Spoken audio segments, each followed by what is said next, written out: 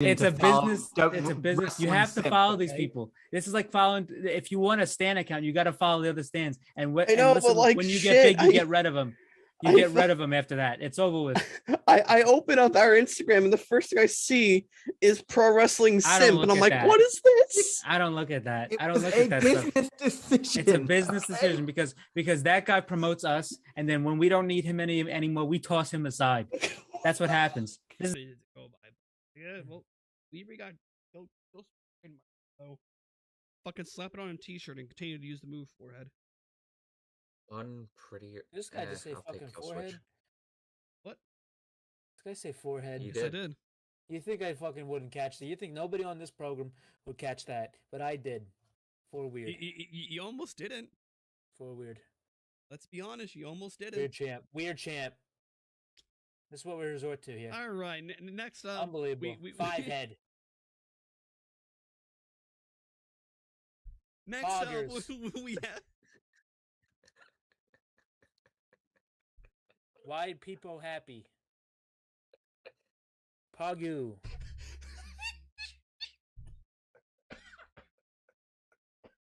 Weird champ. For weird. Forehead. Oh god. Franker faces. Oh. Wowie. Why people said. What else? Look at how red my face. What else we got? Let me go on Twitch right quick. Okay. Why? Why do people happy? Keck. KW, LOLW, Oh. XQCL. All right. The Acclaim promo now. We were backstage. Okay. They're just like, yo, it's not gonna be a triple. It's not gonna be a No, normal. dude, we're gonna do a fatal four-way. Poggers, bro. Thanks for the fucking God. bits. Fucking damn it! Jump off a roof. well, they just lost Gunther, so I don't know how that is gonna survive. But what's it called? But the Third Reich faction. That's the Imperium's gonna turn to the Third Reich now. But He posted a picture on Twitter with Sean Dean. He's got his castle. It says "Justice" on it. And then somebody says Hook is some fucking girl says on Twitter, Hook is what? Stokely, I hate your bald ass so much. And then Big Stoke on Twitter goes, wow, Hook will pay for his crimes. It was confirmed that there was a forearm fracture which required a cast. I am distraught. I rolled dice with my left hand, so I'm please don't make me sue this company, Tony Khan. Please, you know that a portrait of your father that's hanging in your office? Well, once I own this company, I'm replacing it with a big-ass photo of James Brown. Yep. Every time you see the Godfather of Soul sweating in a drug-fueled rage at the Apollo, you're gonna think of me. Sounds pretty miserable, bro. Do the right thing. Punish this little bastard Hook and write me a fat check. By the way, here's a photo of me with my best friend Al Sharpton. It means absolutely nothing, by the way. Blushing face. But somebody tweeted, he tweeted, Hook is a piece of shit, and then somebody tweeted this. Some woman, I dated a 5'8" guy who taunt every jack. Oh wait, I dated a 5'8" guy who taunt every jacked. 6'3" bro he met until they pulled their first back to beat him up. Whereupon my ex would go, hey, come on. I'm a little guy. I'm just a little guy. No, it's just also my birthday. I'm a birthday boy. It somehow always worked. And then Stokely just quote tweets it. Fuck you. Tony Brown, but who the fuck's in the background? It's Hook. It's fucking Hook. And then he's getting twerked on by some fucking broad. My t-shirt money is now in the ass crack of some fucking stripper. So thanks, Hook. But I don't. But Jesus Christ, this is the greatest fucking thing I've ever seen. Clip it. Oh, but actually, hey, it worked out in the long run. I actually do hope they make another season, actually, because I would love to see the American Dragon on Total Bellas start memeing on John Laurinaitis. You have live footage of John Laurinaitis in his living room calling somebody in his underwear saying, "Hey, bud, you're fired." What did Max Caster say about me? Like, I'm embarrassed the fact that I'm hosting a post show for this crap. I'm proud of you, Carl. I love this. We did our Valentine's Day post of Hooked on You, but it was mainly for Jamie Hayter and only That's- Jamie Hayter. It's not right. It's not right. You're trying to build an account and we get this bullshit on the account. Great. But So follow a simp account. okay. Okay, but here's the thing, because those people, this is networking. This is We easy actually networking. follow. You got simp Zach, account. it was a business decision. it's to a follow business. the It's a business. You wrestling have to simp, follow these okay? people. This is like following. If you want a stan account, you got to follow the other stans. And I know, but, like, when you shit, get big, you I- get rid of them. You I get thought- rid of them after that. It's over with. I open up our Instagram and the first thing I see is pro wrestling I don't simp, and look I'm at like, that. what is this? I don't look at that. It I don't was look a at that stuff. business decision. It's a business okay? decision because that guy promotes us, and then when we don't need him anymore, we toss him aside. That's what happens. This is, Go by. Yeah, well, we got go fucking so fucking slap it on a t-shirt and continue to use the move forehead. Unpretty. This guy just say I'll take fucking kill switch. forehead. What? This guy say forehead. You Yes, I did. did. You think I fucking wouldn't catch that? You think nobody on this program would catch that? But I did. For weird. You almost didn't. For weird. Let's be honest, you almost didn't. Weird champ. Weird champ. This is what we resort to here. All right, next up, Unbelievable. Five head. Next up, Poggers. we have Why people happy? Pagu.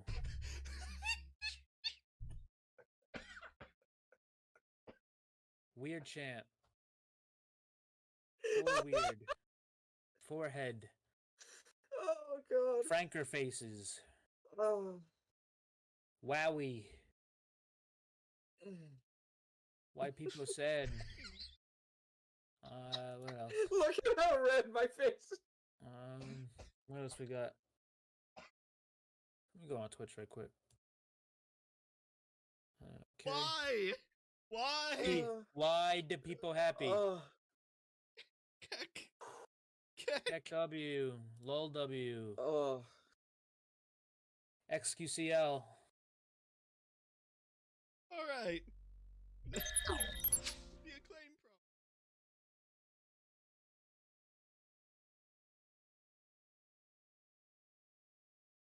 This. It's Wednesday, guys. You know what that means. It is time for your weekly dose of the pro wrestling injection right here on the Sports Hit List by the fans for the fans. As always, I'm here joined by my illustrious panel of co-hosts. To my right, I have Mr. Marathon himself. Okay. He finally has a name. It took almost a year. Yeah, just about. And Hey, better late than yeah, so he's here. I'm checking audio levels real quick. Sure. Everything. Ooh. This microphone was up a bit loud. Need to make sure that everything is properly set up. You just let me know if my mic is too loud and I'll turn it down. No, your mic is good. Okay, sweet. It's my microphone.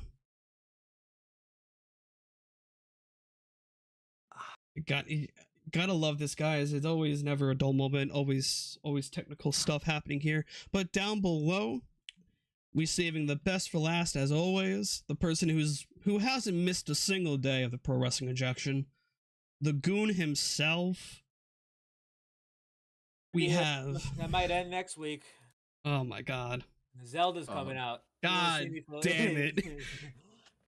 You're gonna be here. You're gonna be Ain't so nobody so distracted off nobody- the side. Ain't Dude, I nobody already gonna took be off from seen, man. work. I already took off from work so to did be I. here. I, Yeah, but um, I'm actually gonna be here. You're gonna be fucking around. I'll be there, but I'm not gonna. I might have a wandering eye. Also, I not a sponsor, but a really good alcoholic beverage that I have been trying recently. Sunny D vodka seltzer. It is. That's the most degenerate shit I've ever It's heard in my so life. good. Johnny D vodka seltzer. Oh yeah, fuck yeah. Anyway, It tastes like Sunny D. You don't even taste the alcohol. I just want to say before we get into the program That's a here dangerous today, drink. T's and P's to Jamie Foxx. This shit is not good. Apparently. What's happening with him? Oh, he had a stroke a little Oh. bit ago, and apparently his family's saying they're preparing for the worst. He's still in the hospital, so T's and P's to Jamie Foxx, a fucking absolute legend. This don't make no goddamn sense to me. And I hope he gets well. But yeah. I guess for the news, we don't really have much this week. For once, thank God the world didn't implode. Yeah, I know. When we decided to end stream. Yeah. That's a funny way of saying the world only ever so slightly imploded, but okay. Yeah. So just getting off the quick ones here. Eddie Kingston underwent successful hernia surgery yesterday. He's gonna be out until probably I think it was 6 weeks was the like diagnosis. I think that's what he said after the Ring of Honor taping. So about 6 weeks, Eddie Kingston will be out.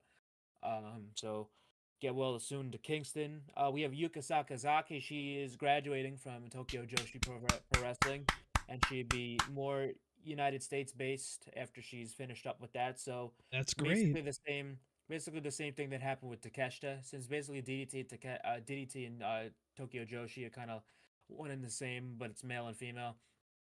Anytime I get to hear more of that theme song, yes. Yuka in the coming months will probably be more ingrained in the women's division and probably be more America based alongside with Ring of Honor, because she was doing a lot of stuff on there too. So that's nice to hear. Also tomorrow, we have the New Japan Best of the Super Juniors starting. Oh tomorrow. My God! Not tomorrow. Excuse me. Actually, not tomorrow. Excuse me. Friday it starts. I'm saying tomorrow because tomorrow the press conference is. That's kind of like the unofficial start of it, because that's when everybody. I love the press conferences. I mean, the G1 last year, G1 press conference last year was fucking incredible. So yeah, so tomorrow is the press conferences. I can't wait to see. I mean, I'm not one of those fucking goofballs that watches award shows like, oh my God, what is everyone wearing? I like what is everyone wearing to the Best of the Super Junior G1 press conference, because they usually wear the most outlandish shit ever. Because I'll never forget Juice Robinson walking up with no shirt on and just a vest. I'm like, all right, well, everyone's in suits, and you got Juice sitting there with his abs hanging out. There you go. But yeah, we got this starting tomorrow, and quickly, I just want to acknowledge as well that on the recent Ring of Honor episode, Robbie Eagles was on, who is a former IWGP Junior Heavyweight Champion. He wrestled Claudio Castagnoli in a fantastic match. They really balled out over there. Oh yeah, and it's owe yourself to go watch it. But yeah, so as I was saying, Best of the Super Junior starts on the 12th on Friday. I'm not reading the entire tournament, but the matches. Yeah, if you want to, yeah, go back to last week's. It's weird. I just want to mention this too. It's weird. It's a weird setup this year, because it usually is like there's an A block day, and then the next day is B block. They're doing all the blocks basically at once throughout the entire tournament, so the tournament's a little faster. And there's only 2 days, which is the final days of A block and B block, which are separate days. But and then it'll go into the finals. But tomorrow, not tomorrow. Friday it kicks off. There's Kevin Knight versus Clark Connors, Bushi versus Dan Maloney, Master Wato versus Francesco Akira, Yo versus Robbie Eagles, as El Desperado versus Yoshinobu Kanemaru. That's for the B block. And the A block, we have Ryusuke Taguchi versus Taiji Ishimori, Kushida versus Doki, Leo Rush versus Sho, Titan versus TJP, and we got my most wanted match as the first main event of the Best of the Super Juniors Day 1. Hiromu Takahashi versus Speedball Mike Bailey. That is a fucking match. That is a main event, and I cannot wait for that. That's going to be a classic. But yeah, that's really all it is on the New Japan side of things. Yeah, they have their Resurgence show coming up, which a lot of AEW talent is on. Which it was announced that Tanahashi is medically cleared to wrestle Ospreay. And that's going to be going down. I think it's May 20th. May 21st. May 21st. That's going down, and that should be a very important show. Definitely should Mox be. Mox is even on it. We found out for that triple threat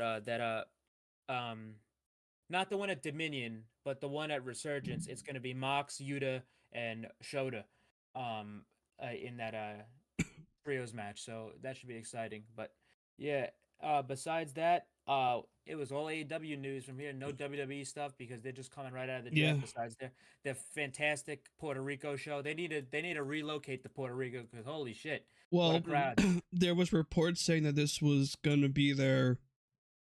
It's going to be a while till they're back in Puerto Rico, which is kind of stupid. That's a shame because Puerto Rico is Yeah. that crowd was hype, especially for that Bad Bunny Damian Priest match. But so with some of the AEW news real quick, since I don't want to talk about too much of the news, but I want to get right into this pay-per-view level Dynamite that we had tonight. It was good. It did have its moments of it being like, some stuff was like a toss-up, but the Collision news, AEW Collision is a lot of news coming out. It's going to be very CM Punk focused. There's also rumors of which that it will switch back and forth on who appears on it and stuff like that. That's what I heard. Can't fully confirm it. Got to keep that in mind. It'll flip like, so depending on the importance of this Dynamite, Punk will be there and the Elite won't be there. Depending on the importance of this Collision, the Elite the Elite will be on this one and Punk won't be on that one. It's weird, but Punk is being set up for the first Collision with Jericho. Yeah, so also the stuff that came out today, it was basically they announced that we already kind of knew some of that information, but the new stuff that we heard about today was basically that the show is probably going to be announced, which we'll get to because there was a thing on the show, but next week it'll probably be announced because Warner Brothers Discovery has like a big like investors and like business meeting in Madison Square Garden. I don't know if it's Warner Brothers Discovery is the only company there, but they have a big meeting coming up, and that's where they usually announce most of their projects or deals or new acquisitions or negotiation updates or whatever. But it's presumed that Collision is going to be announced next week there. Yes. And the rights negotiations, an extension for 5 years for AEW, which is fantastic because we've been preparing for the rights negotiations. We're getting ready to probably talk about that more in October. For this to get done now, I mean, it's a very, very strong thing for AEW. I mean, I was never in doubt that they weren't going to get a new deal and more money because obviously they keep giving them more TV. So it's obviously they were pretty safe. And well, there's also the rumors of it being a $1 billion deal. Yeah, that would be something. Well, yeah, that would be crazy because that means more money for the company, more money for Tony and the talent. So utilize. Here's the reports per All F in Wrestling. Don't know where he got this from, so take it with a grain of salt. Rumor AEW and Warner Brothers Discovery have come to a new 5-year-long deal, $1 billion agreement. The entire AEW package includes pay-per-views, weekly TV, and exclusive to Warner Brothers Discovery, and subject to streaming on Warner Brothers Discovery platforms. I also come to recently found out that Bleacher Report is owned by Warner Brothers Discovery. Yeah. I did not know this. Oh, okay. Yeah, neither did I. Yeah. I'm surprised you guys didn't know that. Well, it took a while for me to learn about that. I learned about it like last week. Yeah, so that's like the only reason I remembered that is because back when they did that women's women's tournament with the one with like Maki was in, like they had the Japan side and then the America side. I don't know if you guys remember. It was back in the early pandemic days. Yes. That's when Maki first showed up and like Ryo Mizunami won it. Yes. That is because there was like some drama on not drama, but like there was like an issue with like the finals being broadcast, like and Tony was upset. and then there was a big thing, and like that's when they put it on YouTube for free. And then I looked at the Bleacher Report sign; it says owned by Warner Brothers Discovery. I'm like, oh shit! But Yeah, I didn't know about that up until like last week because people were talking about pay-per-views and everything being on HBO Max or now being called the Max. People are like, oh, it wouldn't matter because Warner Brothers owns Bleacher Report. So mostly it would say the same. Also in the report, it said that everything would be exclusive to everything AEW would be exclusive to Warner Brothers Discovery. So it's obviously TBS, TNT, Bleacher Report, and what I hear when I hear that is like everything's gonna stay the same, really. Like when it comes to pay-per-views on like Bleacher Report. However, I think they can get a library on Max. yes. I think that's probably you could probably see that before they were years out. And the one thing I was thinking about, since apparently it's not listed as a pay-per-view, even though it's probably not going to be on television. I think that the Wembley show, All In, is probably going to be a Max exclusive show. I think you're gonna have to pay for Max. Allegedly. I'm not even saying like as a report. Yeah. I'm saying this is what I think. I Because think that's probably the best bet. yeah, because I don't want to watch it on TV with fucking commercials and shit. I agree with that because there has been no reports on where this is being streamed because normally they'd be like, oh, get your tickets now and pre-order the pay-per-view. Yeah. That's well, the most telling thing about it. Which, speaking of All In, because we covered all the news that we had to. We talked about the Punk stuff. We talked about Collision. We talked about the Warner Bros. Discovery deal. Shut up, Siri. Fuck you. All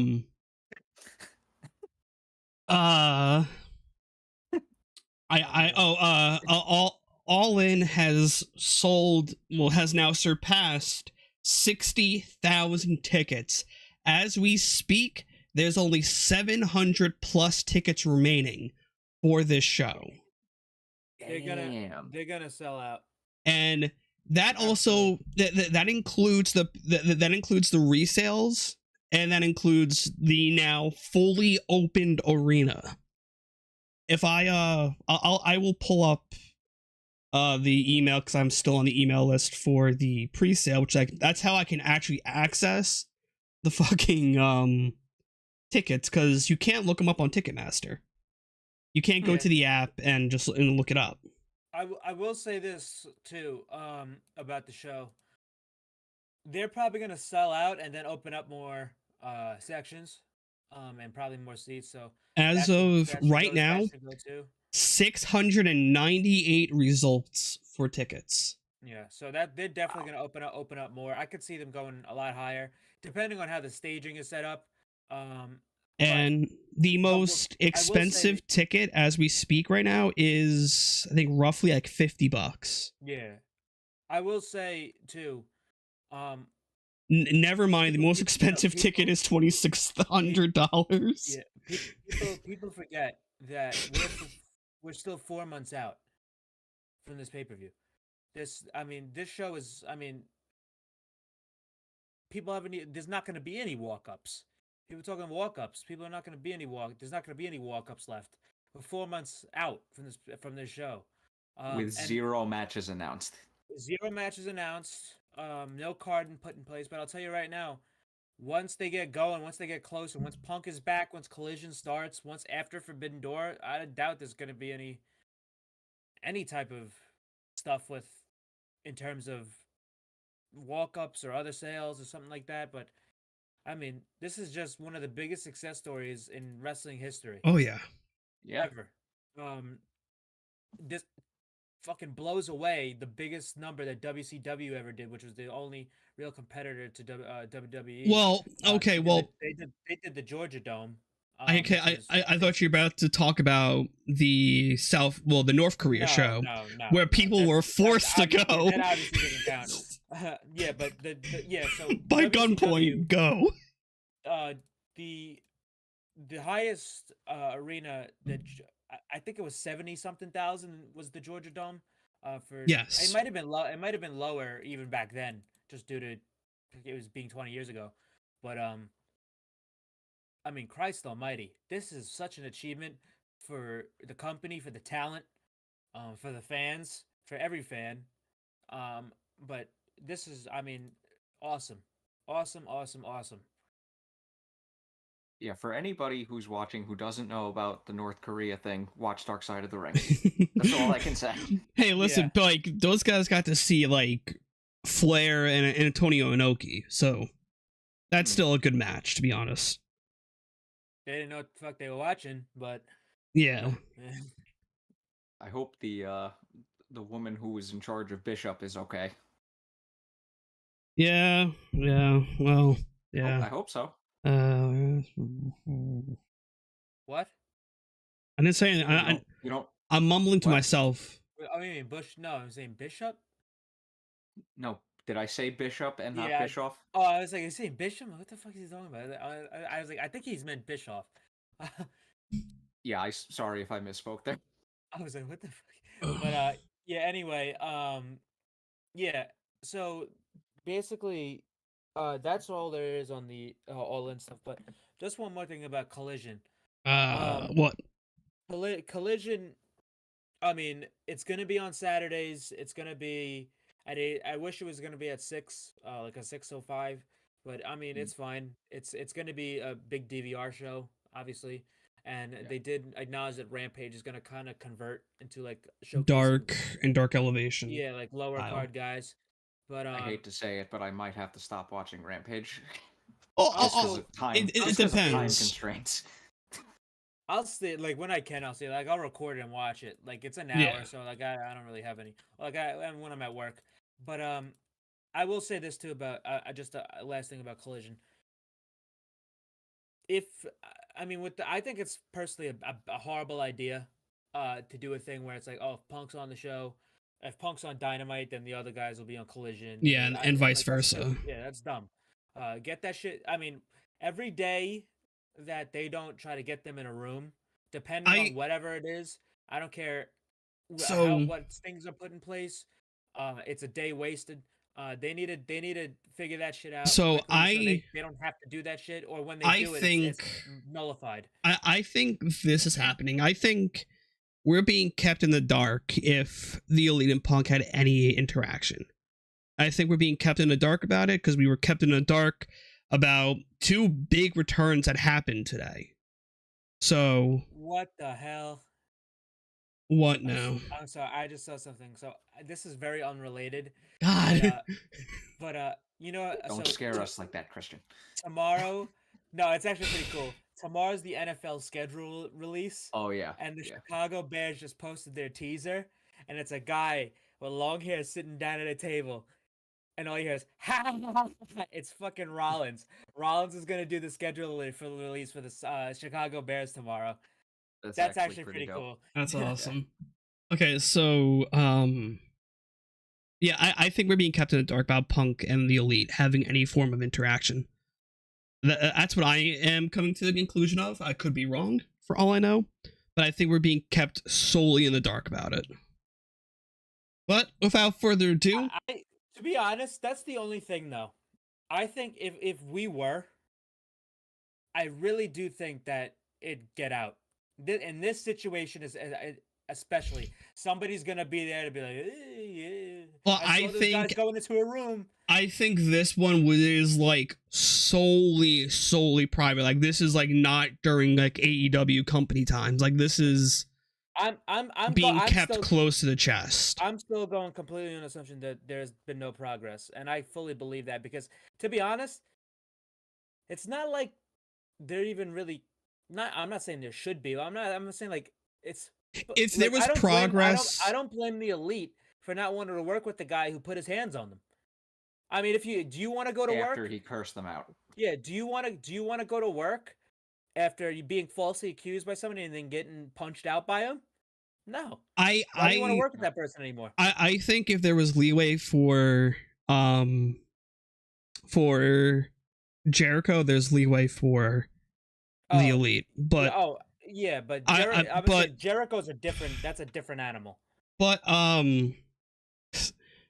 my friends and they're watching, so I gotta give them a quick little shout out to my boys in the Fortune 4. Gotta love them. Woo! Gotta shout out the friends, as always. So let's dive into Dynamite. We open up with Claudio Castagnoli taking on Ray Phoenix. Before we I'm going to strangle you. I'm gonna fucking choke you out. You're gonna thank me for this. The firm deletion. Oh, we have to yes. talk about this. so good. We're a Stokely Central show. And We you forgot are to talk about the firm deletion. Hell, our follower alert, if people want to follow us, is one of the sound bites from the firm deletion. Yeah. I love it so much. And this guy was gonna skip it. Can you believe this, Mike? Unbelievable. He wants Fuck to you. out this guy. We can save it for the very end. Nope. We gotta do it I'm now. I'm gonna absolutely throw you to the wolves. We gotta do it now, baby. So Stokely was almost murdered in vehicular manslaughter by two 3-year-old children. Not 3, maybe a 6 and a 3-year-old. But so we had the firm deletion. No, it can't be 6 because remember, King Maxwell was a part of the first deletion. Finally. When was that? No, 2016, right? Yeah, probably. But about that. Yeah, about 26.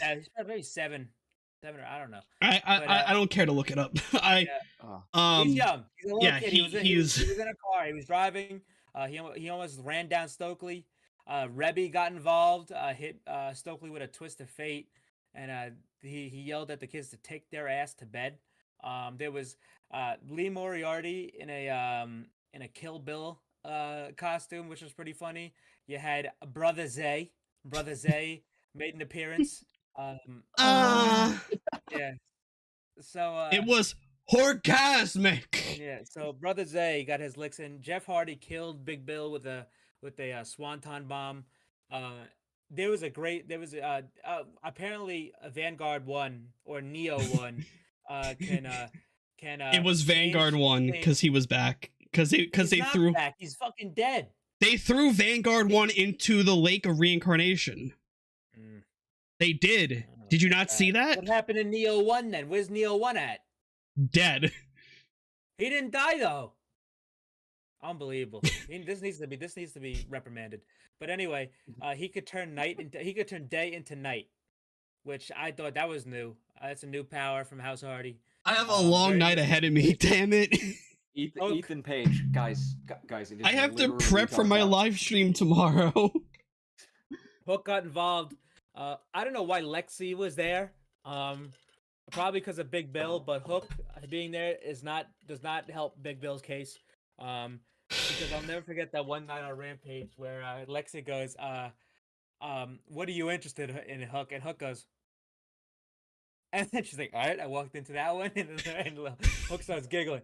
But this was overall. It wasn't as good as like the final deletion and the one with Decay. The behind the scenes for this are amazing though. But by the way, yeah, the one with Decay in Impact back then, it wasn't as good as those ones, but this one was really, really good. And it was funny because of Stokely's stupid ass trying to go into their house and watch movies. While, about to watch me come into America. What are you doing in my house? It's time for the in case you Senior Benjamin with the taser. Also, yes. In case you guys don't know, so Rebby Hardy does a series on her TikTok for their daughter called the Goth Baby, and it's by the reference of it's time for the Gothic Baby, like the whisper ASMR type thing. Like it's an amazing TikTok series. Also, they had a pregnancy scare, by the way, because Matt Hardy is still very, very fertile.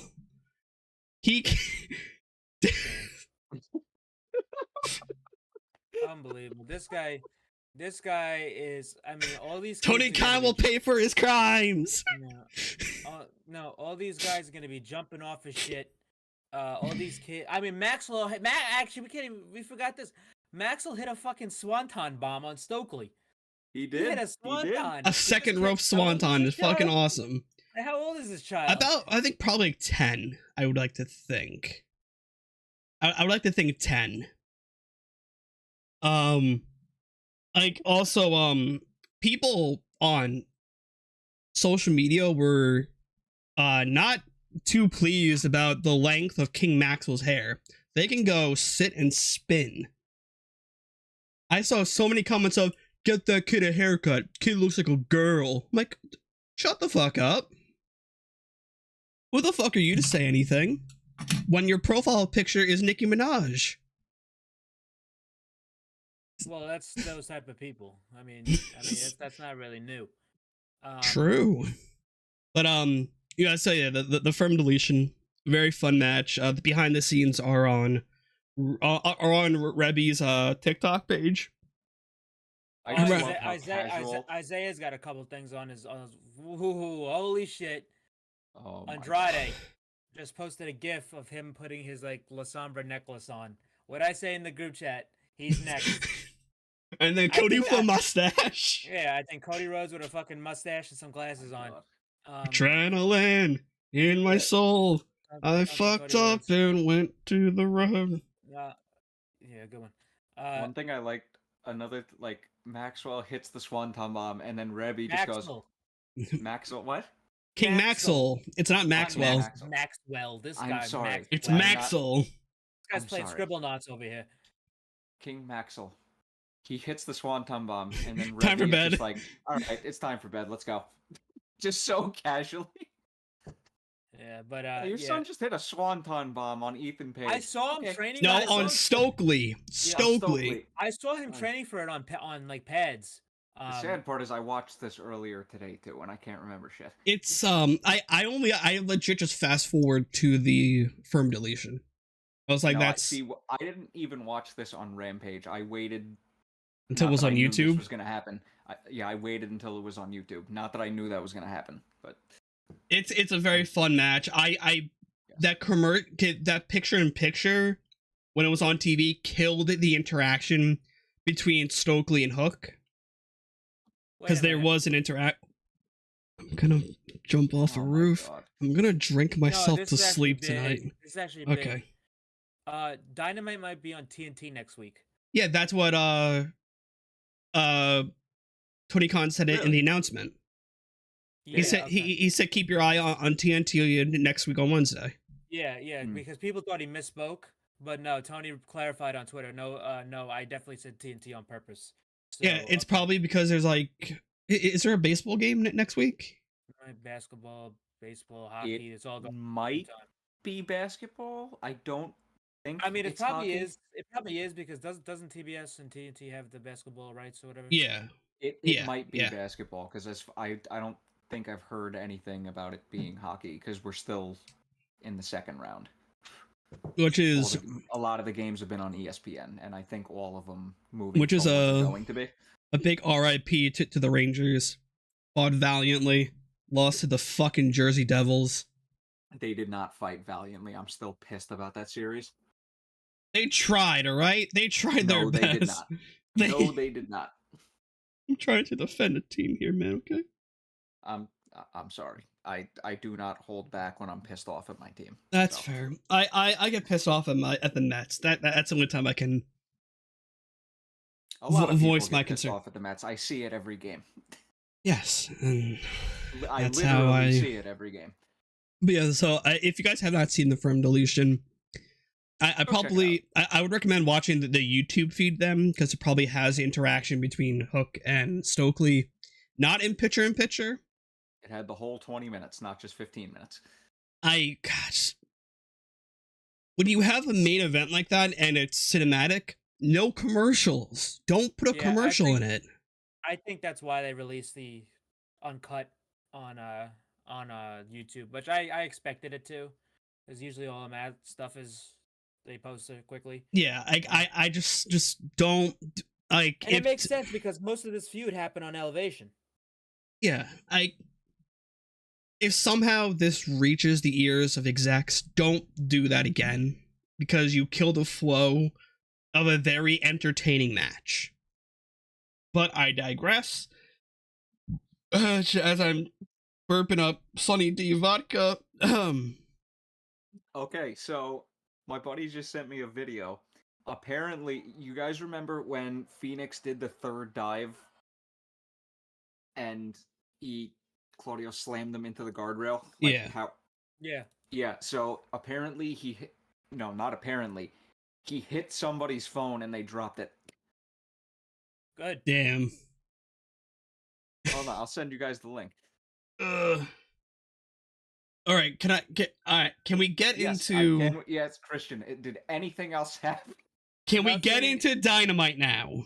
Nothing Before happened. I legit find out where you live and we throw hands. Yeah, you ain't coming up my driveway, bud. You have no clue what I'm capable of.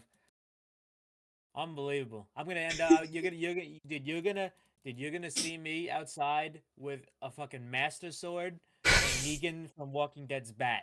I'm gonna be dual wielding, and that's it. Oh, wait.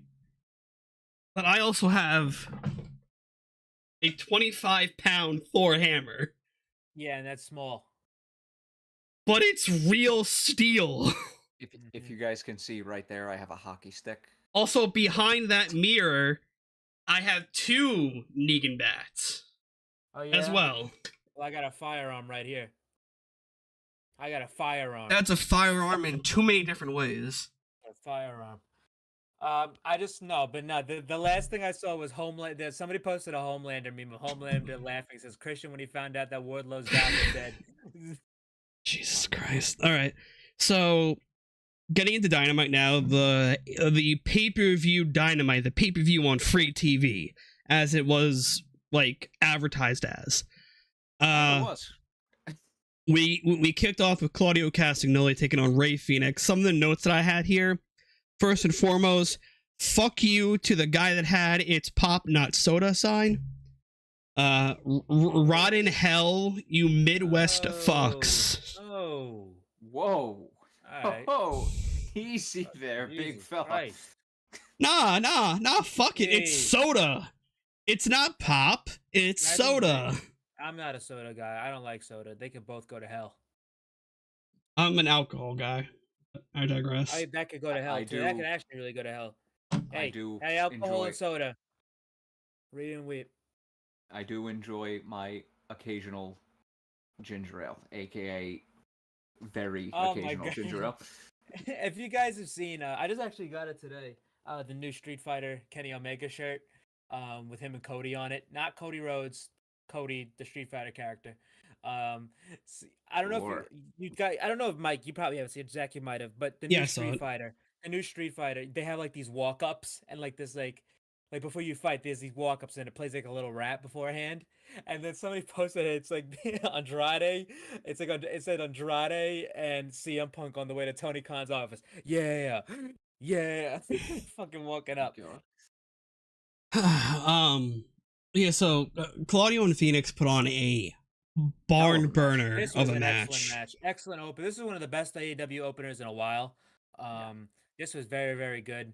I mean, a lot of intensity. I mean, they played off each other. This is a first time matchup. I mean, they played off their strengths greatly.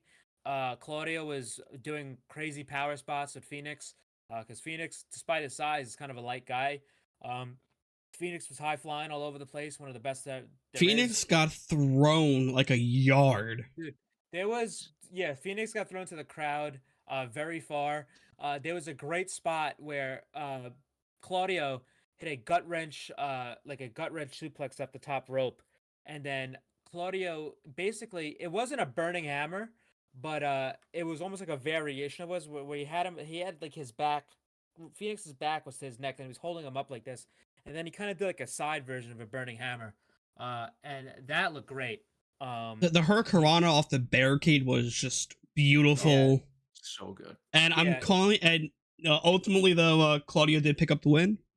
No BCC interference here. Which was he won for a with reason. Yeah, he won with the Ricola bomb. This was a great match. I'm calling And it we now. also- It's going to be Yuta and Claudio for the ROH titles. That's, Oh, yeah, that's a yeah. given. I was just about to say, did you guys mention this was a double Jeopardy match? Yes.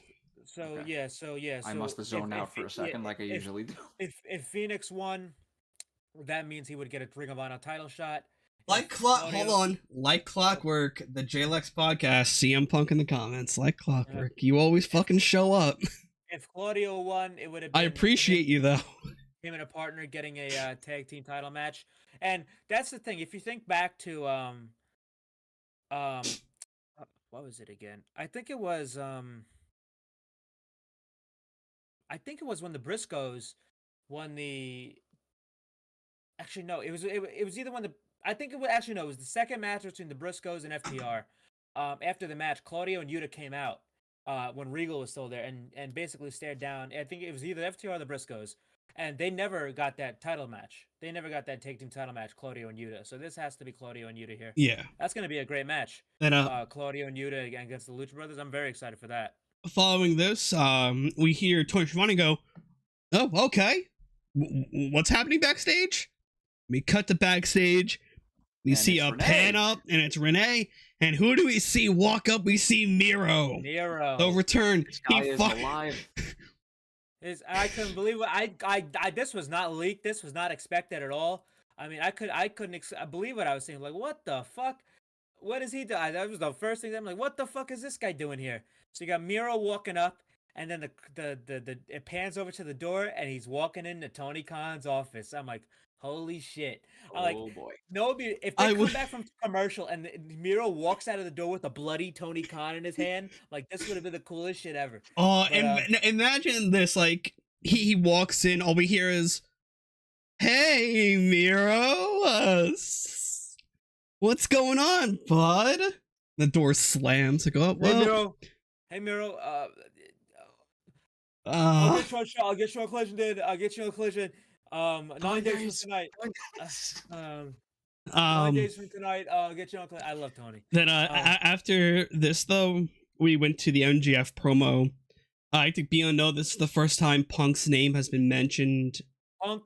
Not Punk. like, well, no, like no, not. I think Punk's name has been mentioned. No, it's been mentioned. Yeah, but not tongue-in-cheek way mentioned.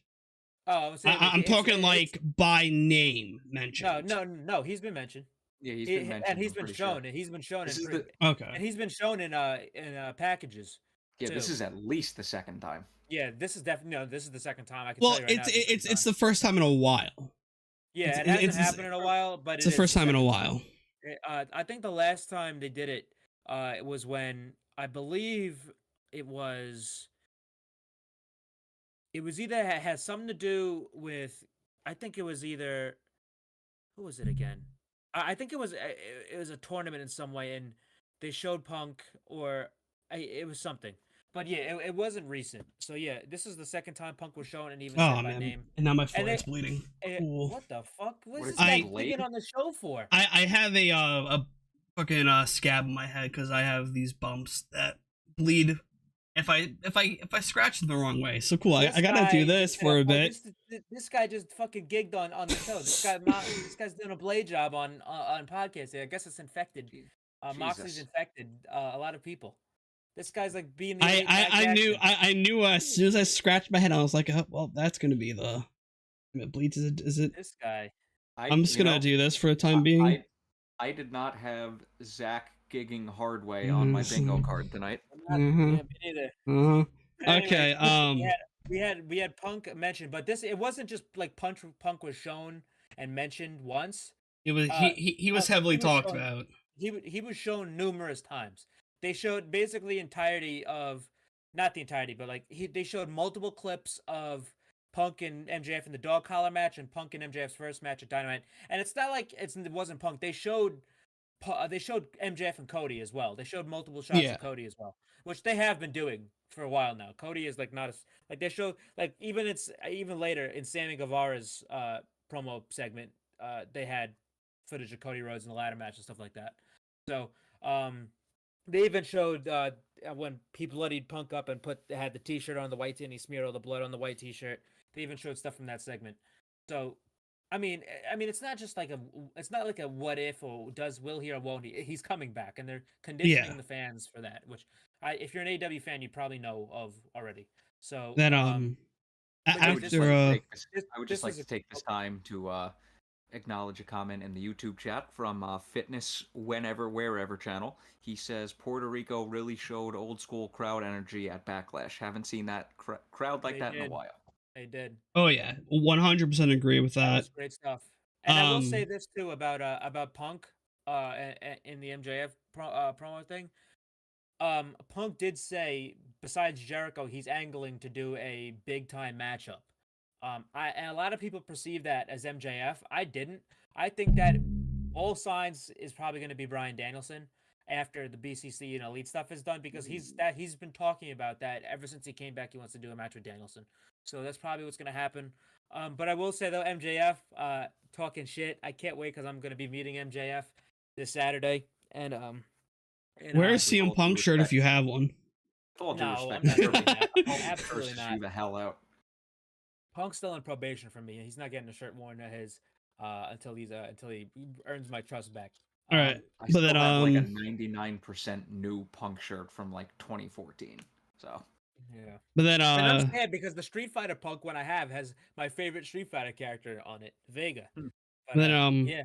but I can't after wait to meet MJF and ask him, and I'm gonna ask MJF. I'm gonna be like, "Yo, MJF, buddy."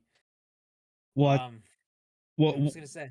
so what's up, Mike? You're about to say something. no, I was about to say we followed up the MJF vignette with a mini vignette for the main event. Yeah, that's And then after that we had FTR come out. yes. Should I ask MJF about what happened? Just what happened on the Indies with Colt Cabana and why he was presumed to be his father? No, he'll be like, I don't know who the fuck you're talking about. I haven't seen that guy in ages. You work with him, buddy. Well, Colt Cabana wasn't at Dynamite tonight. Hey, Max. He went live on Twitch. He's home. Hey, Max, I heard you were an eyewitness for Brawl Out. Any comments? He'll fucking beat the shit out of you for that one. So He'll yell at you so bad that he'll start spitting. it's okay. So FTR came out. There's they wanted to apologize to Mark Briscoe for something. I forgot what it was. Yeah. But then basically the entire drama that's been going down with them and Jared and Lethal and like the tug of war, and even on Rampage there was a little scuffle between them. But then inadvertent scuffle. Yeah. So then out comes Lethal and Jared and the gang. And then Mark's like, Dude, not whoa, gonna lie. whoa, hold on. Coming out with some whiskey, I think that was. If I'm not mistaken. Maybe. That's something. He announced that he was going to be the special guest referee for their match at Double or Nothing. Then I forgot who spit the alcohol into their faces. Sanjay spit it into Dax's eyes, right? But I love this. love Mark, Dax in I love this. when Mark came down. He's like, hold up, wait a minute. And the crowd erupted for him too. Listen, Detroit, Mark how we Briscoe- doing, baby? Listen, everybody's got to love. You can't not love Mark Briscoe. The Oh, guy he's is literally the best. amazing. The guy This is. guy is insane. I say it every time. The guy's literally a cartoon character.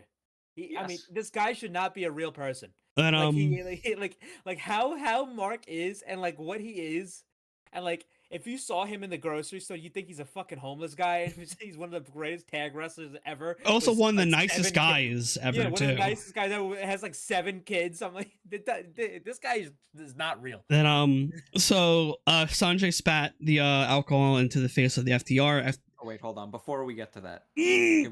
can we just acknowledge that? Who was it that started pouring? Was it Jared or was it Lethal? Or was it It Sanjay? was Briscoe. Remember, it was Mark Briscoe. It was Briscoe? Yeah.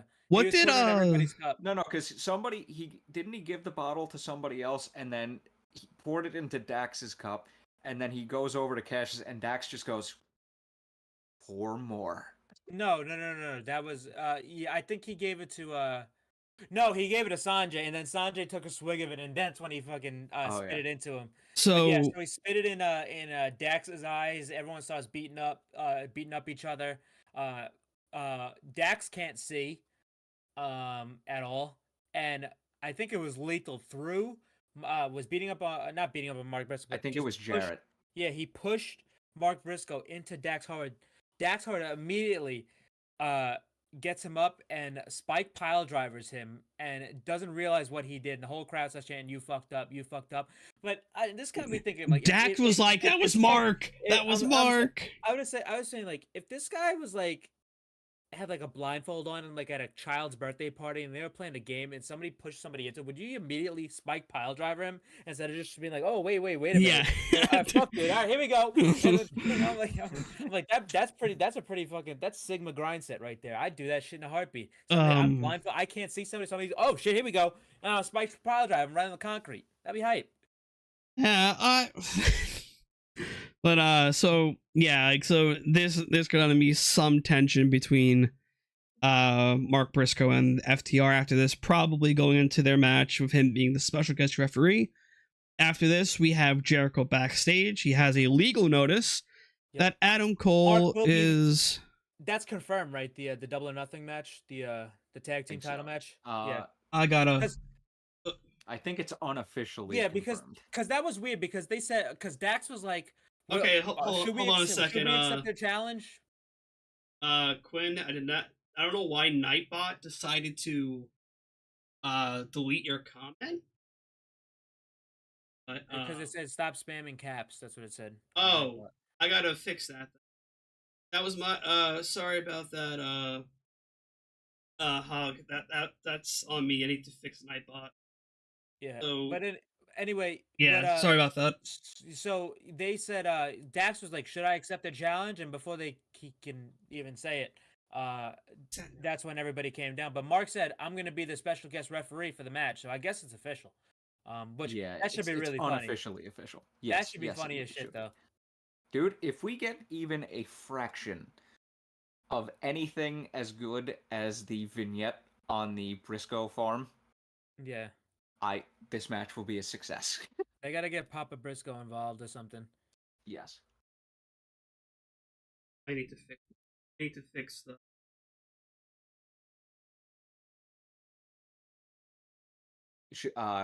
Zach, should we continue?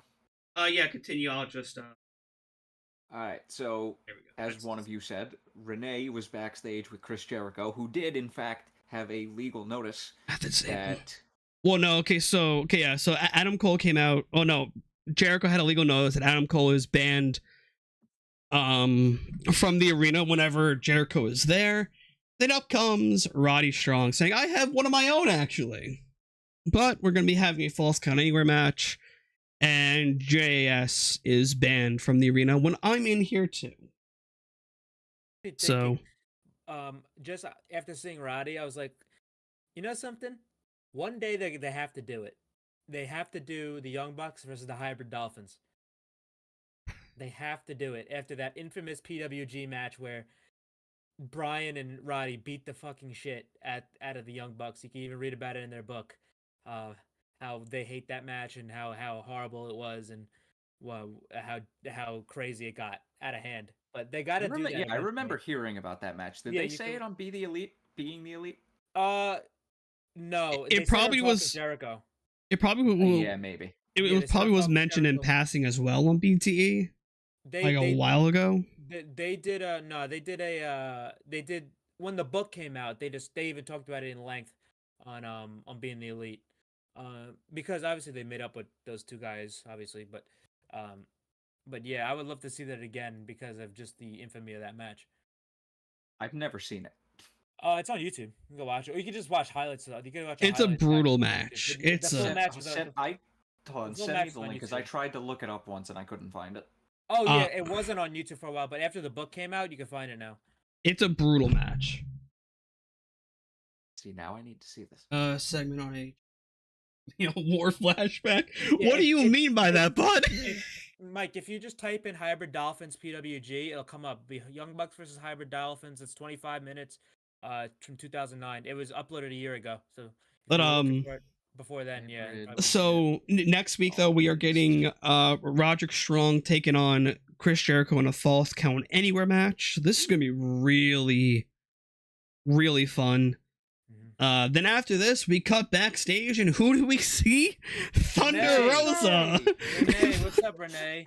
And then Renee was like, "Hey guys, we're trying to talk about Miro just walked in the door. That means I'm like- Miro's still there. I'm like, well, we're trying to get some more information, and then who walks up? But much to Mrs. Baker's chagrin, Thunder Rosa. Thunder Rosa has returned to AEW. She walks up and she says, "I guess it's a good night to talk to Poppy Khan." So very very very. I mean, this is two back to back. Got Miro and they got Thunder Rosa back, which is exciting. So this got my mind thinking like, shit, they're gonna do the fucking who's next? Andrade? My boy Quinn was working on a farm for a year, a chicken farm for a year, hence why the chicken farm segment gave him more flashbacks last week. Awesome. But, Thunder Rosa being back, that's a really, really great get. A really, really big boost for the women's division. Man, I can't wait to see season 2 of All Access when Britt Baker watches that segment. Yeah, tonight's the finale, if you guys didn't know either. Tonight's the last episode. Yeah, because it leads to Adam Cole's return. Yeah, which is weird because it doesn't line up. Like it jumped. Yeah, he returned it's his return at the forum, but then he didn't wrestle until March. So it's kind of jumps a bit. But I will say this too. They could do so with Statlander coming back soon too. They this is going to be a big boost for the women's division, but what I was thinking with Thunder Rosa back, they could do something extremely interesting because people watched All Access and know about it. What's one of the biggest stories of All Access? Thunder Rosa and Britt. More clarity that Thunder Rosa and Britt Baker don't like each other. Who's an AEW homegrown talent? Thunder Rosa. Thunder Rosa, yeah. Imagine they have to team up. Say if the Outcast, say if by some way near Forbidden Door, Mercedes shows up, and they do this 8-man tag, the Outcast and Mercedes versus Britt, Sheeta, and Jamie, and it's like we don't have a partner, and Britt's like, I gotta turn to my worst enemy to fight off. We have to. We're both AEW. We have to find common ground and do this together. I think they could do something with that because people obviously know they don't like each other in real life. So that could be something they could play off of. Yeah. And I need to pull up my sheet again of notes. So next up, after Thunder Rosa being back, we have Sammy Guevara's video package. Him talking about his rise. This became a theme throughout the show of each of the 4 pillars having a vignette. I actually really liked that they did this tonight. Yes. Oh yeah. Then after that, we have Orange Cassidy taking on Daniel Garcia. Whoa. Oh wait. Yeah, I realize I saw my notes. I'm looking at my notes right now. Whoa. Buddy, you can't just gloss over a fucking Tony Khan appearance on Dynamite. He's right, he's missing shit. I'm looking, I realized I skipped over it. I'm looking at my notes right now. That's why I was like, oh wait, it's right. It's right there. Me and Mike are calm. This guy's getting bent out of shape. This guy's getting bent out of shape. I need another one of those, but it's not. I have too much fun on this show. I really do. Bent out of shape, this guy. Y'all make me want to actually do hopscotch across someone's chest cavity.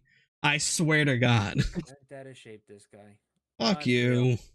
Fuck you. Unreal. I hate you. I hate you so much. And you know that. And you know how much I hate you too. Yeah, fuck you. I'm looking at you right now. I see you giving me the whoa, ah. Dude, I'm being the elite though. That shit was so funny. You want me to leave? Yeah. Out. Nick, get out. All right. I'll get the fuck out. He's like, you want me to leave? I'll get the fuck out. Then he left. I'm like, I'm gonna do that every time I leave a room. Like, you want me to leave? All right. I'll get the fuck out. Speaking of BTE, first 12 minutes this week were phenomenal. Get out. Kenny was unhinged in that show. But I will say Tony Khan did make an announcement of an announcement. Tony Khan said, well, there's been a lot of shit going down tonight. And he basically said one thing that, because it's a meme like, oh, the big announcements, but this is actually a big announcement. And he said, listen, I think with all the great talents I think we could even showcase them a lot more. All you had to hear is like, so next, tune into TNT next week. Which means we're gonna have a Collision's big getting announcement. announced. We're gonna have a big announcement. That's Collision. I want to know I don't think it's just gonna be Collision either.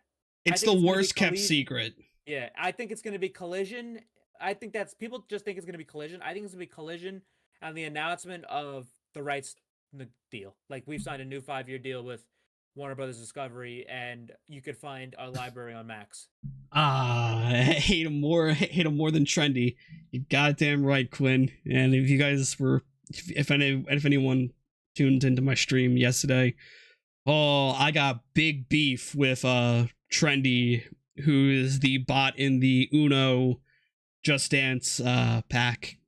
I got big heat with Trendy. Tune in tomorrow for a lot of heat tonight. I'm gonna in the words of Dr. Phil, I'm gonna throw rocks through your window, you dumb whore. Dr. Phil Brooks. All right, next up, we have Dr. Pepsi Phil. We have Orange Cassidy taking on Daniel Garcia in an amazing match for the international title. Let me tell you something though. Listen, this guy's out of control. This guy needs to be stopped. This guy shouldn't be around. This guy needs to be locked up somewhere. I'm fucking sick of this guy, Daniel Garcia. What the fuck's the matter with him? He's a sports entertainer. What can he do? Which, speaking of that, this match was excellent. It was great, technical when it had to be. It was fast paced.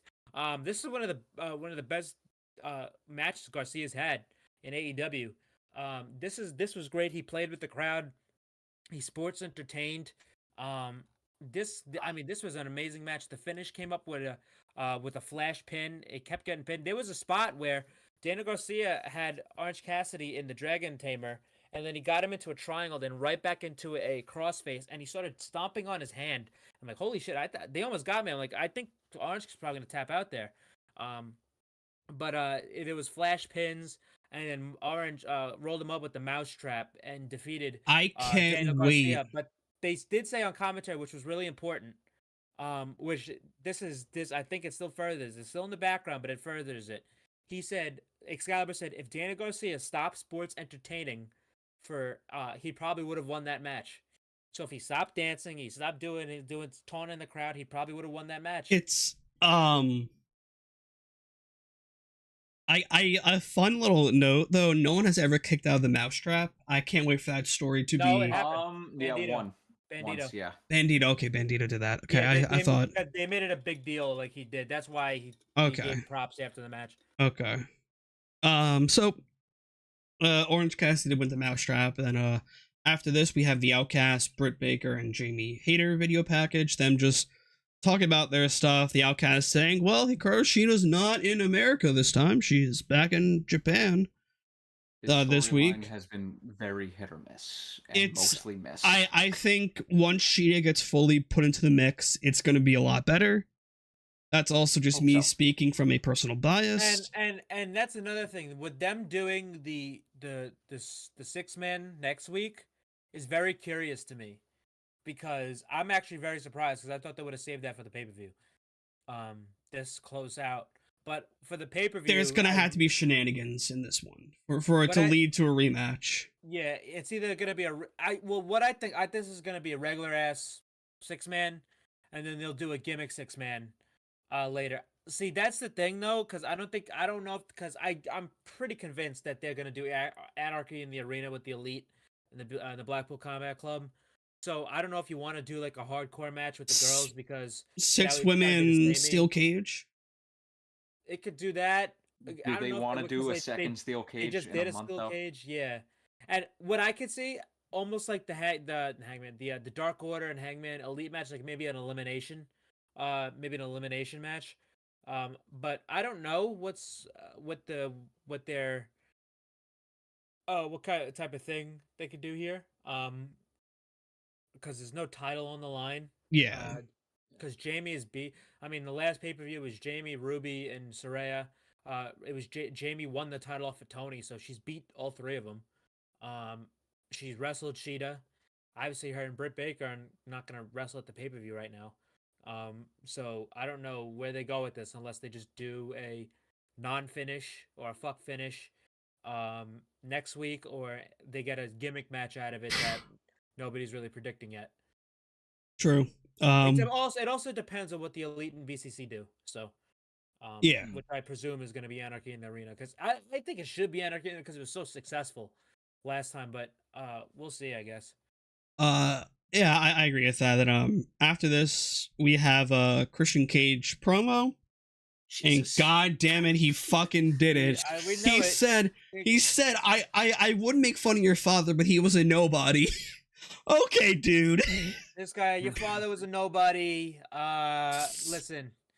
I mean, come on, man. I mean, he's not around anymore. I'm like, but he did swerve us. He's like, well, I'm not going to talk about him because we were a nobody. I'm going to talk about Arn Anderson.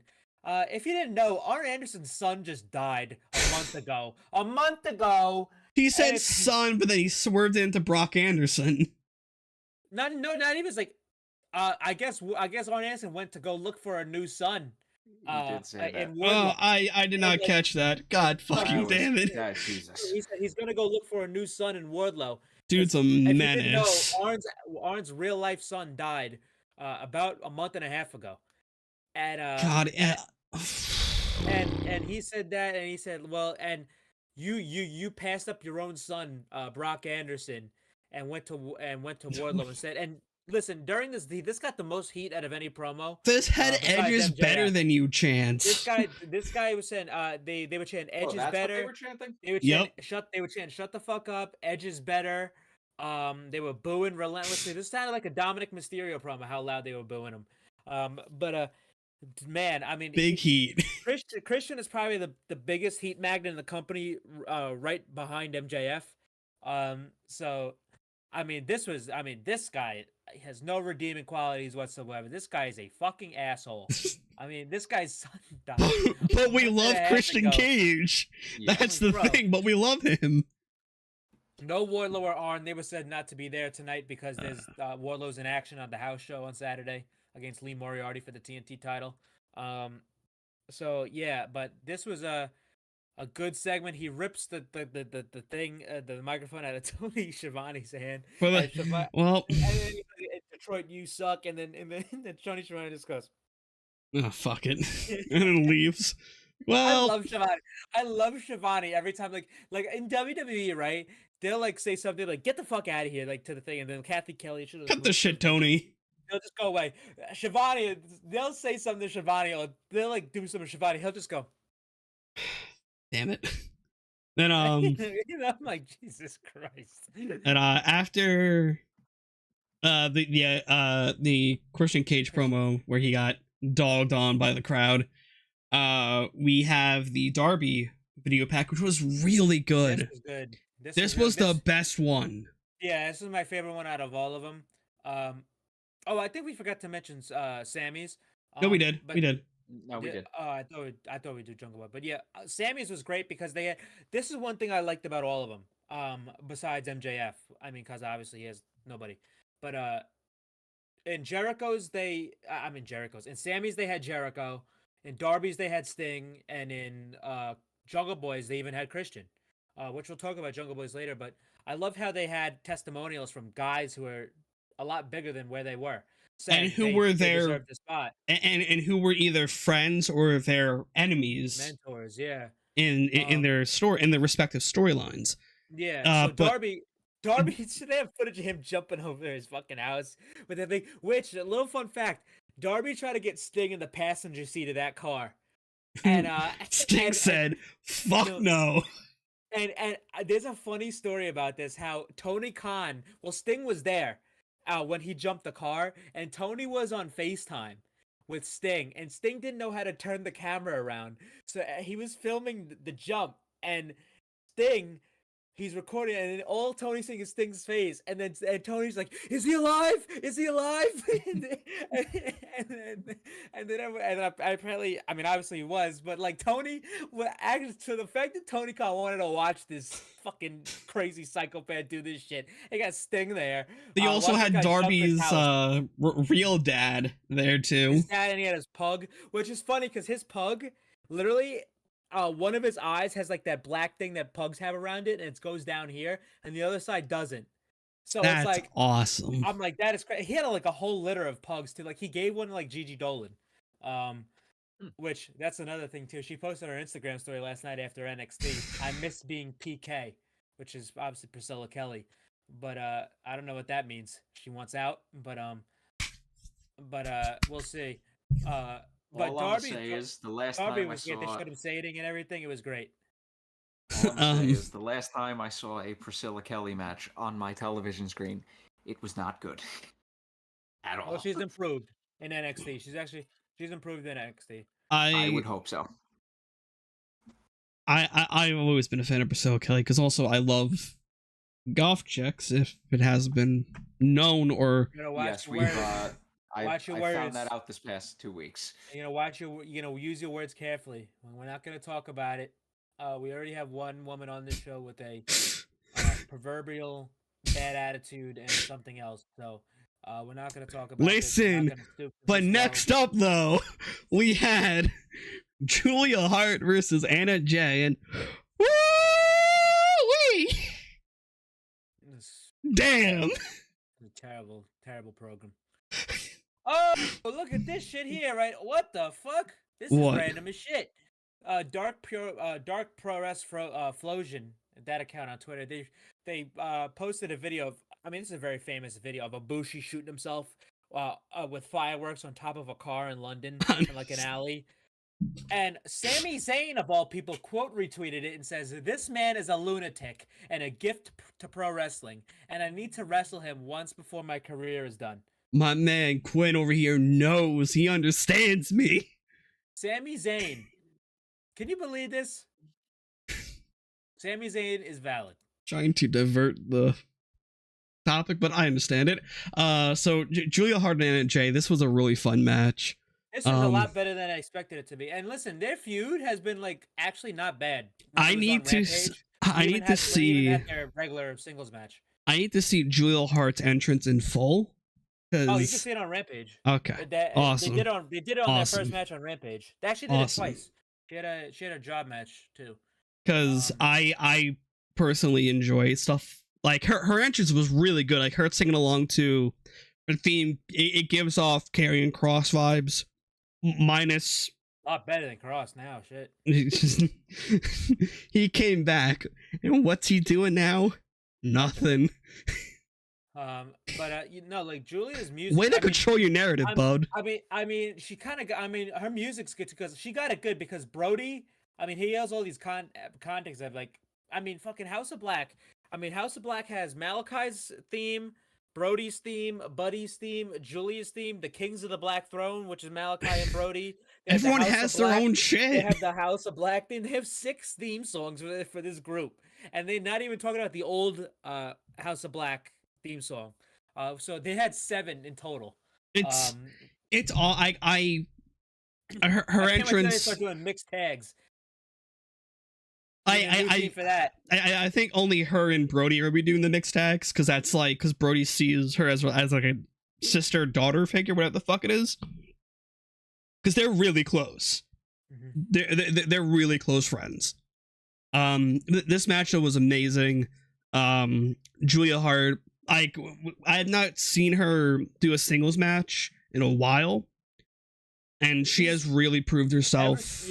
Ever since when I started watching her do stuff on Dark and Elevation after the heel turn, she has been improving because, I mean, obviously you have Malachi, Buddy, and Brody helping her. That's very, very good company to keep.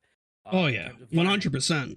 But her recent Rampage matches, like the one she had one with Kiara Hogan, which was good, which she looked good in, and she had the regular singles match with Anna, which was very, very good for what it was, with a girl who's, I mean, my age, and not that much experience. Oh, yeah. She's doing very good, and she's improving a lot faster than a lot of women in the company, and even in other companies like in NXT.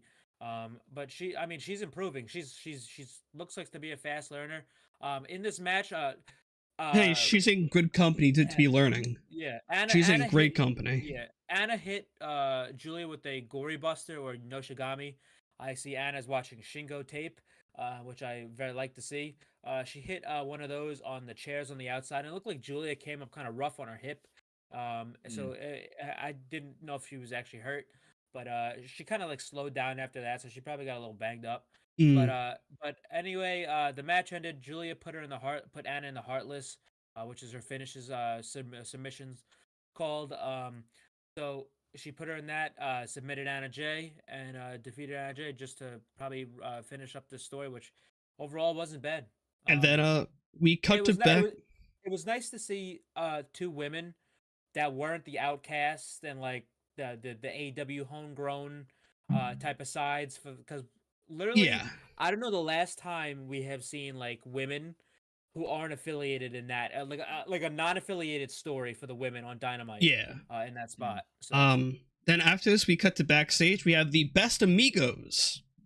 Yes. There, and they're talking about how they're about to be fighting the House of Black in the Open House tournament, in the Open House match, and they're like,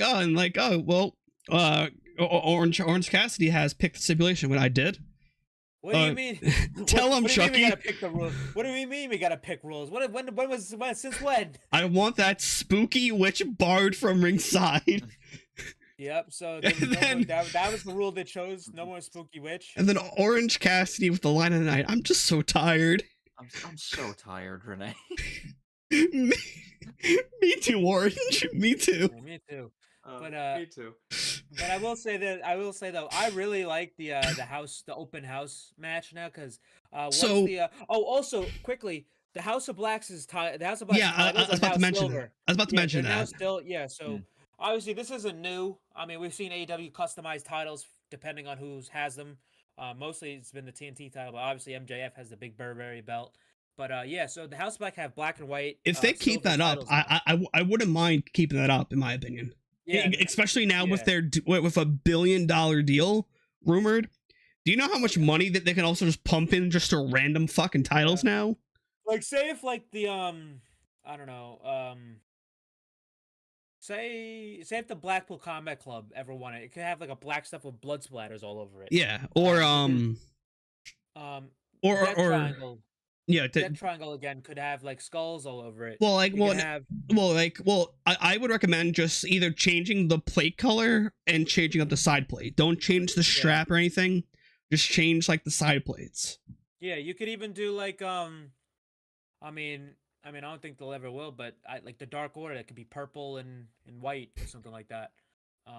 It's gonna be a long time till the Dark Order even sniffs a championship victory, and I hate that. But anyway, Hungry. But the open house match, I love that they kept I didn't expect this, but they kept the lights off. Yeah, that was a nice around touch. the ring. And that's per House of Black's rules. Yeah, they kept Malachi and the House of Blacks, like it's usually Malachi's. They have this like white like particle effect that he has on his entrance, but they kept that going on the Titantron. Are there?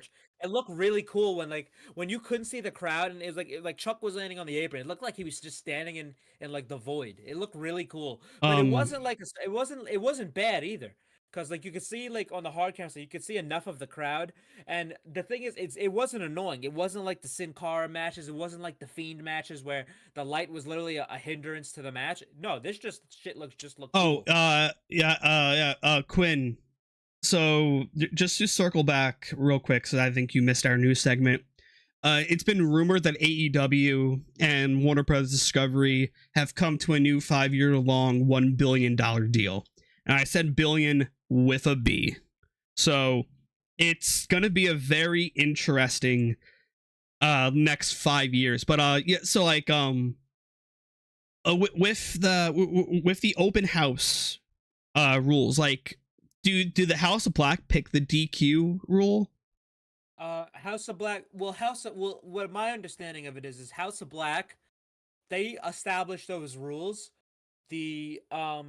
And the challengers get to pick one of them, Okay. and all the rest are not Because followed. I was not. I'm not sure if they mentioned if DQs were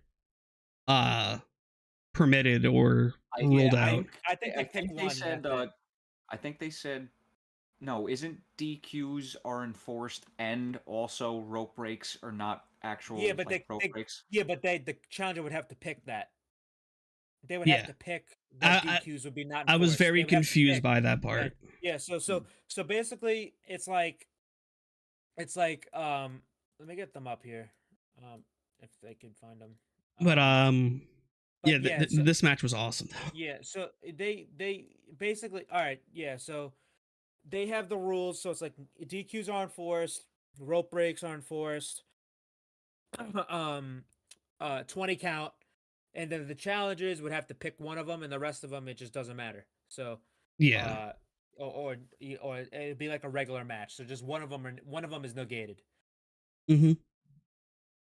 So like if they pick the 20 count, it would be just a regular match with a 20 count. So I think for this one, the DQs were. Oh no! Wait, no. It was The rope breaks. It was the okay. rope breaks. Okay. Because I could have swore I heard Tony Schiavone or Taz mention the DQs. Okay, yeah. Because they said they don't want my thing was they don't want anybody at ringside. So I can't wait no for someone Julia. to be like, No Julia, no I want a Orange. false count anywhere match with you guys. Fuck you.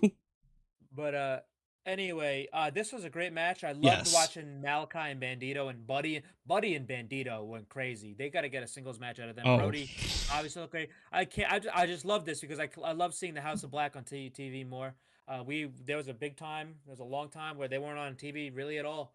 And were then just on Rampage. But then and they the won titles rumors, and then there were the rumors of which weren't Malachi true. possibly going back to WWE or Buddy going Yeah. back to WWE, which is Buddy has went feral on Twitter, I think on Twitter or Instagram, like since at the Puerto Rico show, with Rhea Ripley's gear, she always has Dom on the backside of her gear, and and I think he commented either on Instagram or on Twitter saying his name may be there, but I could touch that booty. Listen, wait, hold up. That's my That's a guy. quality tweet. That's a quality tweet. Good guy, Buddy Matthews. He actually tweeted the rules out. So here we go. Oh Under shit! the Thank house- you. Under the house rules, the following applies: 20-second countouts. Because you are not safe on the outside, you will not run away when it gets hard. We force you to be harder, or force you to cave under the pressure. Number 2, no rope escapes. Because the true nature of man is measured in its ability to withstand pain. There is no easy way out. You will fight or submit. Number 3, DQ is enforced. You break the tradition, you forfeit your chance. The entire world will watch you as you admit you do not have what it takes and must live with this embarrassment your entire life. And number 4, dealer's choice. You decide what the last rule is. So- Why? Because it's fair and balance is all we have. But So all but then, those- but can okay, so- someone negate it then by This- having like a false count anywhere match? This actually clears it up perfectly. So all matches have 20-second countouts, no rope breaks, and all DQs is enforced. What the best friends picked was number 4, the dealer's choice. So 1, 2, and 3 count, but the fourth Oh, they get to the challengers get to decide what the 4th rule is. So they picked nobody at ringside. So okay.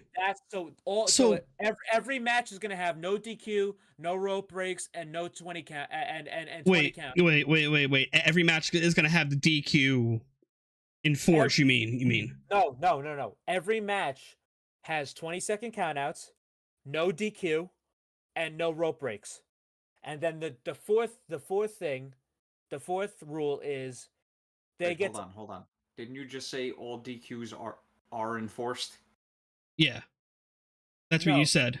that's what I made a mistake earlier. This one with his cleared it up better. It says because on the DQ one it says you break the tradition, you forfeit your chance. The entire world will watch you as you admit you don't have what it takes. So basically, what it's saying, 20-second countouts. All their matches will have 20-second countouts, no rope breaks. Okay, so pretty much so DQs are enforced, which means if you hit someone with a chair, match is over then. Because if DQ is enforced, is enforced. Okay, so that means with rule number 4, someone can negate rule number 3. Yeah, they could just say, yeah, we want DQs. Okay, that makes sense. Or if they say, we want a, what's it called? We want a tables match. You could do that. Okay. We want 2 out of 3 falls. Well, good guy, Buddy Matthews here. We want nobody at ringside. We want everybody here to wear a fucking fez. You can do that. That's what I would pick. I just remembered, since I talked about this in the group chat. So Orange Cassidy has a custom jean jacket on AEW shop. Bro, I have a jean jacket on my door, like the OG Outlaw jacket, like the blue one that I wore that I could cosplay as Orange Cassidy, cost me about $25. His jean jacket on AEW shop is like a jean jacket that's like acid washed with like his thumbs up logo on the back. $75. I can acid wash that probably for like $1, because I can get like bleach for $1 at the dollar store. And then I can probably go to a custom logo print and get that for another $20. So therefore, I'm spending $40. Christian, what is that face? AEW just posted a video of Don Callis running out of the arena on the phone with somebody. Takeshita? It could be Takeshita. Somebody said Will Ospreay. Will Ospreay. Oh my god. Billiam Ospreay? Yeah, he's running out of the arena. He's like, no comment, and he's on the phone with somebody. It probably is Takeshita. But it's gonna, like, there's gonna be Takeshita versus Omega. Then at the end, like, Takeshita's about to do some wild shit. Lord and then freaking Ibushi's music is gonna hit. Ibushi's music is gonna hit at the end. Ibushi did another interview today saying, "Yeah, I can't wait to go to AEW. It's my main goal right now." I'm like, dude, you bastard. Tony is so ingrained in the wrestling community that he probably knows about this, and he probably has already had conversations with Ibushi. Just keep doing what you're doing. But anyway, back to the House of Black match. The House of Black, they took Chuck Taylor and they set him up. Dante's Inferno, House wins, and I need I to be honest, I think they should have picked the rule of letting Chuck Taylor say shit, because Chuck Taylor has not been allowed to say shit at all. I'm mad. If I was smart, if I was to pick a rule, my rule would be the House of Black can't win. That would be my rule. Zach, check the YouTube comments. What the fuck? What? Somebody's saying hi. Oh my gosh, my boy Alex? Holy shit. I just cracked something in my knee. That did not feel good. And man, everything is going well. Thank you for tuning in. I forgot, because it's like, so the YouTube channel is the corpse of From Under the Ring. And I used to host a podcast with my boy Alex here. Holy shit. It's been a while, man. Everything's going well. As you can see, look, I do stuff for the Sports Hit List. If you remember what Carl did back in Suffolk, I do this not for a living. I do this for internship points, but I digress. That was not a good crack in my knee. Jesus. Well, sucks getting old.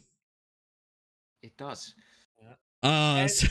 After this, before this, actually, throughout the entire match, they were cutting to the back of Orange Cassidy watching the match, which told me he's gonna get his ass beat. And when very tired Orange Cassidy. Yeah, after the match, we cut back and we see Orange Cassidy laying on the ground with his backpack open with the Ola. And we see 2 belts. And I saw a belt and a blue belt with silver on it. I immediately knew what that was because no one, because it's either that belt, it's either the belt I was thinking of, or the SmackDown Tag Team Champions, and it's not the SmackDown Tag Team Champions. I'm like, holy shit! And I saw by his belt, I'm like, holy! Before they even panned, I'm like, oh my god, it's Kyle Fletcher. And they panned up, sure as shit, it's Kyle Fletcher. No Mark Davis, but He it's did Kyle Aussie, Fletcher Aussie, from Aussie. Aussie Open. He goes Aussie Open. He picks up the international title and he holds all his belts. He has the IWGP Heavyweight Tag Belt. He's got the Now, Strong Tag Belt, and he's holding up the the international title. And I can't wait. That's gonna be a great match. Kyle Fletcher and Orange Cassidy. Fuck yeah, dude. Is that gonna be next week, or is that gonna be like a few weeks from now? Is that gonna be Collision's debut? Probably next week because I mean, they're not needed in Japan until the Best of Super Juniors is over. Okay, yeah, try, yeah. And Davis, Kyle Fletcher and Davis were both singles in the New Japan Cup, so I don't know if they could. Sometimes they have tag teams like that in the G1, so I don't know if who knows if they're going to be in the G1. I don't really think they will because of how much stuff they do in the States. But Kyle was on Ring of Honor on the Ring of Honor tapings. I don't think Mark was. I don't know where Mark is. But yeah, they announced so after this they announced the before we get to the Jungle Boy segment, they announced we'll just go right into this, the Rampage lineup. Well, technically it went Jack Perry's promo, then the video, I just then the list stuff. All right, yeah, I know. We're just gonna say this because we're talking about Kyle, but Kyle is gonna have a match on Rampage against Action Andretti. So that's gonna be so good. So we have Austin and Colton Gunn speak for the first time since they lost the titles at UBS. The Mogul Embassy, Swerve and Brian Cage versus Silver and Reynolds. The Acclaimed versus Kip. The Acclaimed, which is Max, Anthony, and Daddy Ass. Billy Gunn versus Kip. The Butcher and the Blade. Obviously, we said Kyle in Action Andretti, and we have Tony Storm versus Allison Kay, which Allison Kay was actually on the 2021 Full Gear pre-show against Serena Deeb when she was the NWA women. Well, when she was challenging for the NWA Women's Championship. She was in NWA for a long time, but she just recently went. She's been in Impact doing stuff. So I don't think she's signed to Impact, but she's been in Impact. But yeah, very cool because she's actually one of the better women that are out there right now. But yeah, and also that Rampage is going to be going down at Saturday at 10, not on Friday as is normal time. But yeah, after, as Zach said, we had the Jungle Boy promo package here. It was Boy, so they showed a picture of him because he obviously trained in the backyard. A guy that looks like Seth Rollins is Luchasaurus. Yeah, I've seen that picture. I'm like, yep, that's Luchasaurus. But yeah, they're showing him he's a spitting image of Seth Rollins, just like a beefier Seth Rollins. But yeah, he started wrestling when he was 10 years old, and he trained. They're showing him training in the back. They even had testimonial from Christian saying, when I mentored Jungle Boy, I perceived him to be the best and have the most upside out of all the other pillars, and I still believe that. He may be a piece of shit, but I still believe in him. I like this because even though they hate each other, he can still give him his props. Oh yeah, because they have history together. But yeah, this was a great little video package here by Jungle Boy. All the pillar ones were great. I mean, they obviously don't have to be on the show every week, but this was great stuff from these two. That's awesome, Quinn. He's a huge Allison Kay mark. Yeah, Allison Kay is real good. I mean, if they want to, I mean, she's one of the few in the business who actually has a real tag team. It's called the Hex. It's her and Marty Bell. They're like an actual real deal women's tag team. So, I mean, that's something that's kind of few and far between in wrestling business. Just real quick, because I do actually trust this person, because this person is a friend of mine. Quinn, I'm gonna put you as a mod as well. That way, if in case if somehow this channel decides to blow up, you could help out. So but yeah, after this though, we need to get the Ricky Starks and Jay White video package. What is this, bro? Daniel Garcia goes, "At least my fit was hard." Talking about the thing, and then Trent responds, "I thought it wasn't really that cool at all." I love Trent my so much, man. So Pablo Escobar's cocaine hippo has just died in a car crash. Fuck. wait, what? Wait, Pablo what? Escobar, you know Pablo Escobar had hippos? No, What do you mean no? He had a moat with hippos in it. I And they did not. got loose, and they got loose in Mexico, and he fed them cocaine. So we're gonna get cocaine hippo now, and then apparently one just got hit by a car, which that probably fucked the car up because hippos are literally pure muscle. Hippos are scary, y'all. When you're calling women hippos, when you should be calling like people like Oh, Brian fuck. Cage hippos because that's a lot more realistic.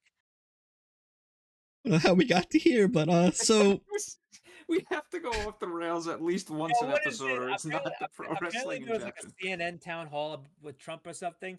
So when he put a thing, it was like Trump as Kane and CNN as Zack Ryder in the wheelchair when he threw him off the fucking off the stage. That's funny. Okay. We have the Ricky Starks and Jay White video. Oh yeah. Oh wait. Yeah. Yes. We also have fucking Stokely's Twitter to dive into after this as well. Oh, what I do want to say this about the Jay White announcement with the Ricky match, which also we're getting. We're also getting. What was the other match that was? Oh yeah, the Outcasts, and we talked about it. Yeah, we did. AEW Originals match. But I need to say this about the Jay White Ricky match. That match, I put money on it. That match is not happening next week. That match is not happening. Someone's either joining Bullet Club Gold or El Phantasmo is coming in. It's it's either Jay and Juice are attacking before the bell, like how we did at UBS when Jay debuted. But I think the more reasonable one is somebody's joining Bullet Club Gold, and they're gonna debut and attack him. It could be El Phantasmo. El Phantasmo is not in the best of the Super Juniors like he was last year, but El Phantasmo has been teasing that he is gonna like turn babyface in New Japan and join Hantai, with like Tama Tonga and all them. So we don't know. To be honest, right now, Bullet Club Gold, they may be heels, but people fucking love Bullet Club regardless if they're heels or faces. I will say this too. People like obviously Ricky's had this kind of like loose alliance with Sean Spears. I think Sean Spears is a very, very top contender to like be like a fall guy for like. Oh yeah. So Juice doesn't have to be the job guy for Bullet Club Gold. It's like it's like at UBS, like people were cheering for Starks, but once we heard the Bullet Club music and the Bullet Club, and we heard the shing. Everyone was cheering. No one gave a shit about Starks. People were cheering for Starks getting his ass kicked. Yes. It's very. We'll see what happens next week. It literally could go anywhere. So there's that. Zach, I'm still mad at myself for not recording that entire thing. Listen, I'm mad at myself for not recording it. I took pictures of Stark's entrance and then stopped taking photos, and then I proceeded to scream like a little girl. This is the one time I'm actually mad for putting my phone in my pocket. But so before we get into the main event here, guys, this is not a new segment, but this is a new thing for people who are watching. We like to call this the Big Stoke Tweets of the Week. This is where we kind of delve into Stokely's Twitter. We have fun here. We watch his clips, enjoy them, and shit like that. I need to transition to the Be Right Back screen. It's always a funny thing to see that Be Right Back screen. I fucking love it so much. Go live there. That's for you guys to see it. Stokely Twitter. Do that. Okay, now we're on to Stokely's Twitter. We got to scroll down to some of the retweets he has. Okay, so this I'm not gonna play the full thing because it's legit just an AI Morgan Freeman talking to Stokely. No, it's not. It was okay. Morgan Freeman. Okay. And then someone had tweeted out the video of Chris Statlander beaming Stokely in the back of the head. And it was, has Stokely ever recovered from this? Tweeting this was hateful. Well, I agree. I strongly agree. then the WWE guy tweeted, this is the same guy who made the all-in tweet so many years ago about can Ring of Honor and someone like New Japan sell a 10,000 seat arena in the States. Meltzer said no. Cody took that bet. Now the guy did it again. September 6th, 2021. Hey, Dave Meltzer, do you think AEW can ever sell out a stadium with 80K plus fans? Something like MetLife. Hashtag AEW All Out. And then Stokely quote tweeted it. This dude is a wizard. Ask Mel B if she wants to get Nando's with me after the Wembley next. Wembley next. Another replay. Doing witchcraft for wrestling is crazy. Someone teach me. I love Stokely so much. And then Stokely, Stokely and I, if Matt's kids tried to interfere in the match, if you guys have not seen this video from Always Sunny, it's just Charlie Day and Rob McElhenney, Charlie and Mac beating the shit out of kids. Like, I'm talking like actually hurting them. Oh my god. I would love to play more of it, but like Twitter's acting a fool, so. It was Peterson in that show? What was that? Was Adrian Peterson in that show? No. I just love that clip. Oh, there it is. Just beat the shit out of kids. Jesus. Is it fucking Joe Mixon in that show?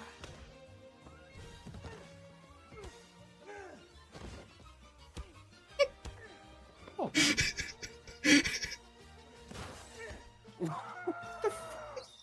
Why would Luigi do this? Why would Luigi do this? I love Always Sunny in Philadelphia. Then the retweet of the promotional thing, and then you had Rebby hitting the twist of fate and King Maxwell hitting the Swanton bomb.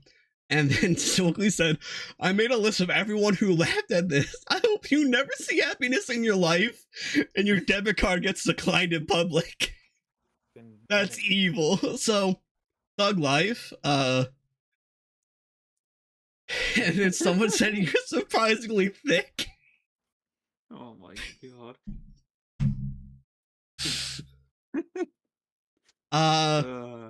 This is since we're on my we're on our Twitch. I could play this, and so someone did an edit to that Roderick Strong like comeback package that he had posted with an amazing song to go with it.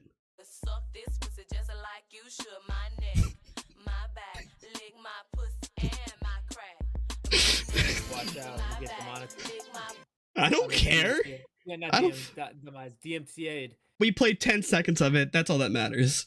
Oh my god. Stokely then quotes me and said, "Yeah, you'll never guess in a million years that in a million years what song was used for this." A quote retweet from a list of demands from the Wardlow versus Lee Moriarty at the House Rules list of demands: 1, air one or more Rush Hour movie a day. 2, give Danhausen his own late night talk show. 3, bring back Police Academy, the animated series. And 4, invite Jade Cargill to the next NBA Celebrity All-Star game if she wants to play. Don't know why. I'll try out. That was Lee Moriarty's list of demands if he wins, I guess. Oh yeah, if he becomes TNT Idol. Okay.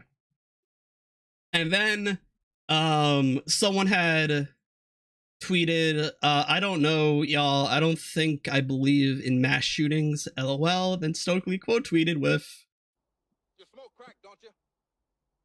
You smoke crack, don't you? Coach Carter. Talk to him. That's who talk to him. Don't you smoke crack? So that is our that is our Stokely Twitter segment. Stokely has never disappointed at all when it comes to Twitter. Let me hop back over to our shiz.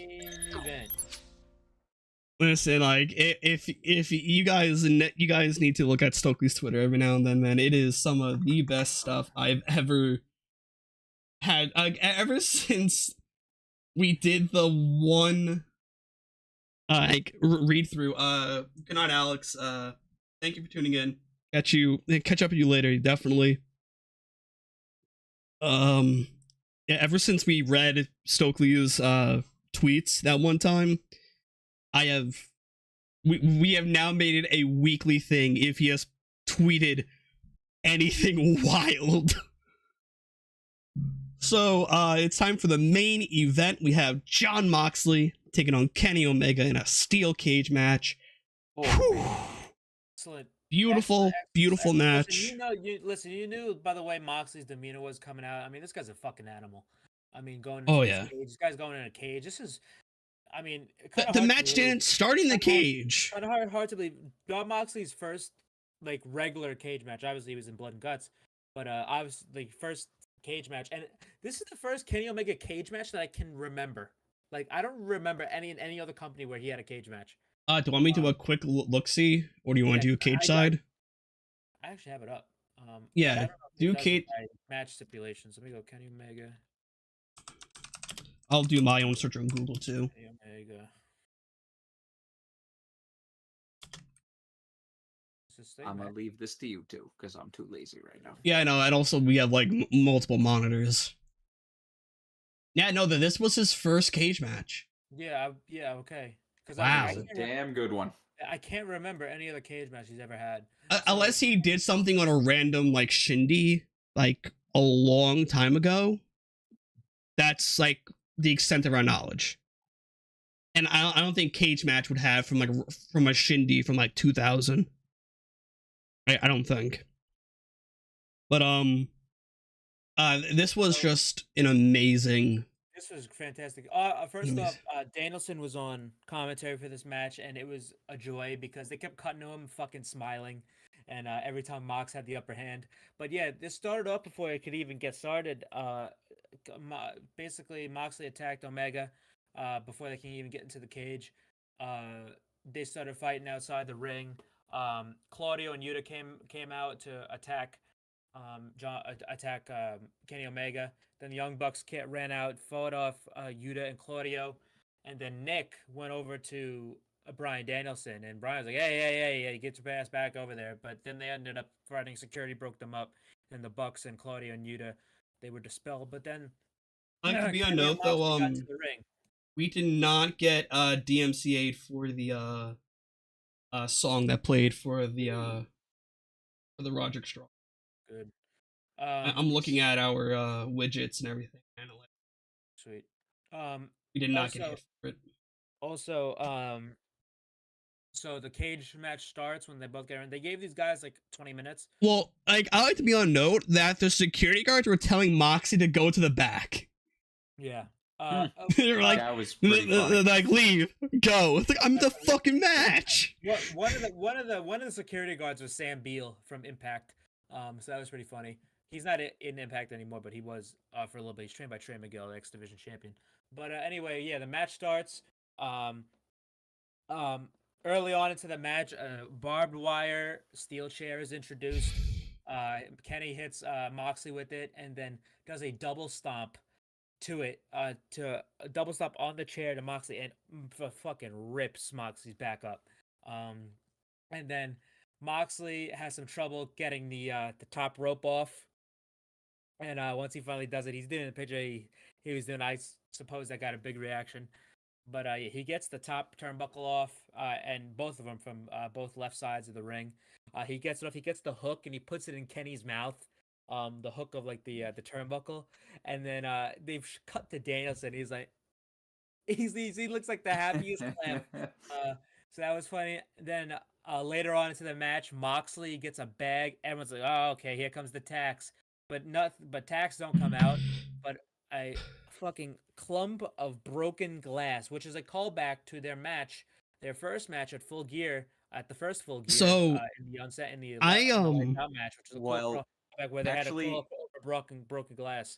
Wasn't it a callback to the very first episode of Dynamite?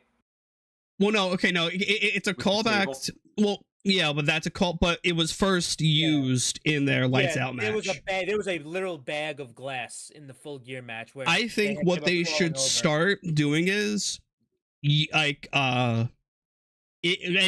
to keep the lore up that it's the same glass from the table, and when someone lands in it, of course it's not the same glass used every time.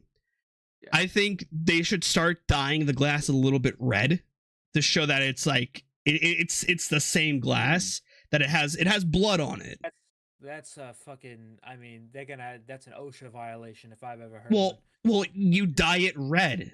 You just get red food dye and just put it on it. I know, but that would be like, the fuck? They went over there with these bloody fuck. They picked that shit up and put it in a bag. These fucking sick fucks over there at AEW. Hey, it'd be very fucking smart. I'm not saying it's a good thing or a bad thing. I'm saying it's very smart for them to do that. That's just me, though. I just get some fucking glass. But this match as a whole was really, really solid. I couldn't have asked for a better main event. Yeah. Because Kenny hit so Moxley put him in a rear naked choke, and Kenny just jumped backwards right onto the glass, and the glass was all stuck to Mox's back and shit. He was bleeding all over the place. Then one of the coolest spots of the match, because Moxley, I mean, now I know why it was imperative for him to get that fucking top rope off. Basically Kenny V-triggers the shit out of Moxley. The chain link collapses. They both go falling out. Mox goes falling out of the ring. Kenny fucking basically falls in between the bar. I'm like, that guy must have smashed his nutsack. Which is so like, I'm not sure, like, because Mox pulled the ref. I don't know what he said. It's either was something happened to Mox or he said check on Kenny, because he pulled in that referee. Yeah, I'm looking at it right now. He pulled him in. Let me see. I'm looking at it right now. Let me see. I'm assuming both of them are okay with how the match ended. Yeah. But like either it was. He shook his hand. Like he held it.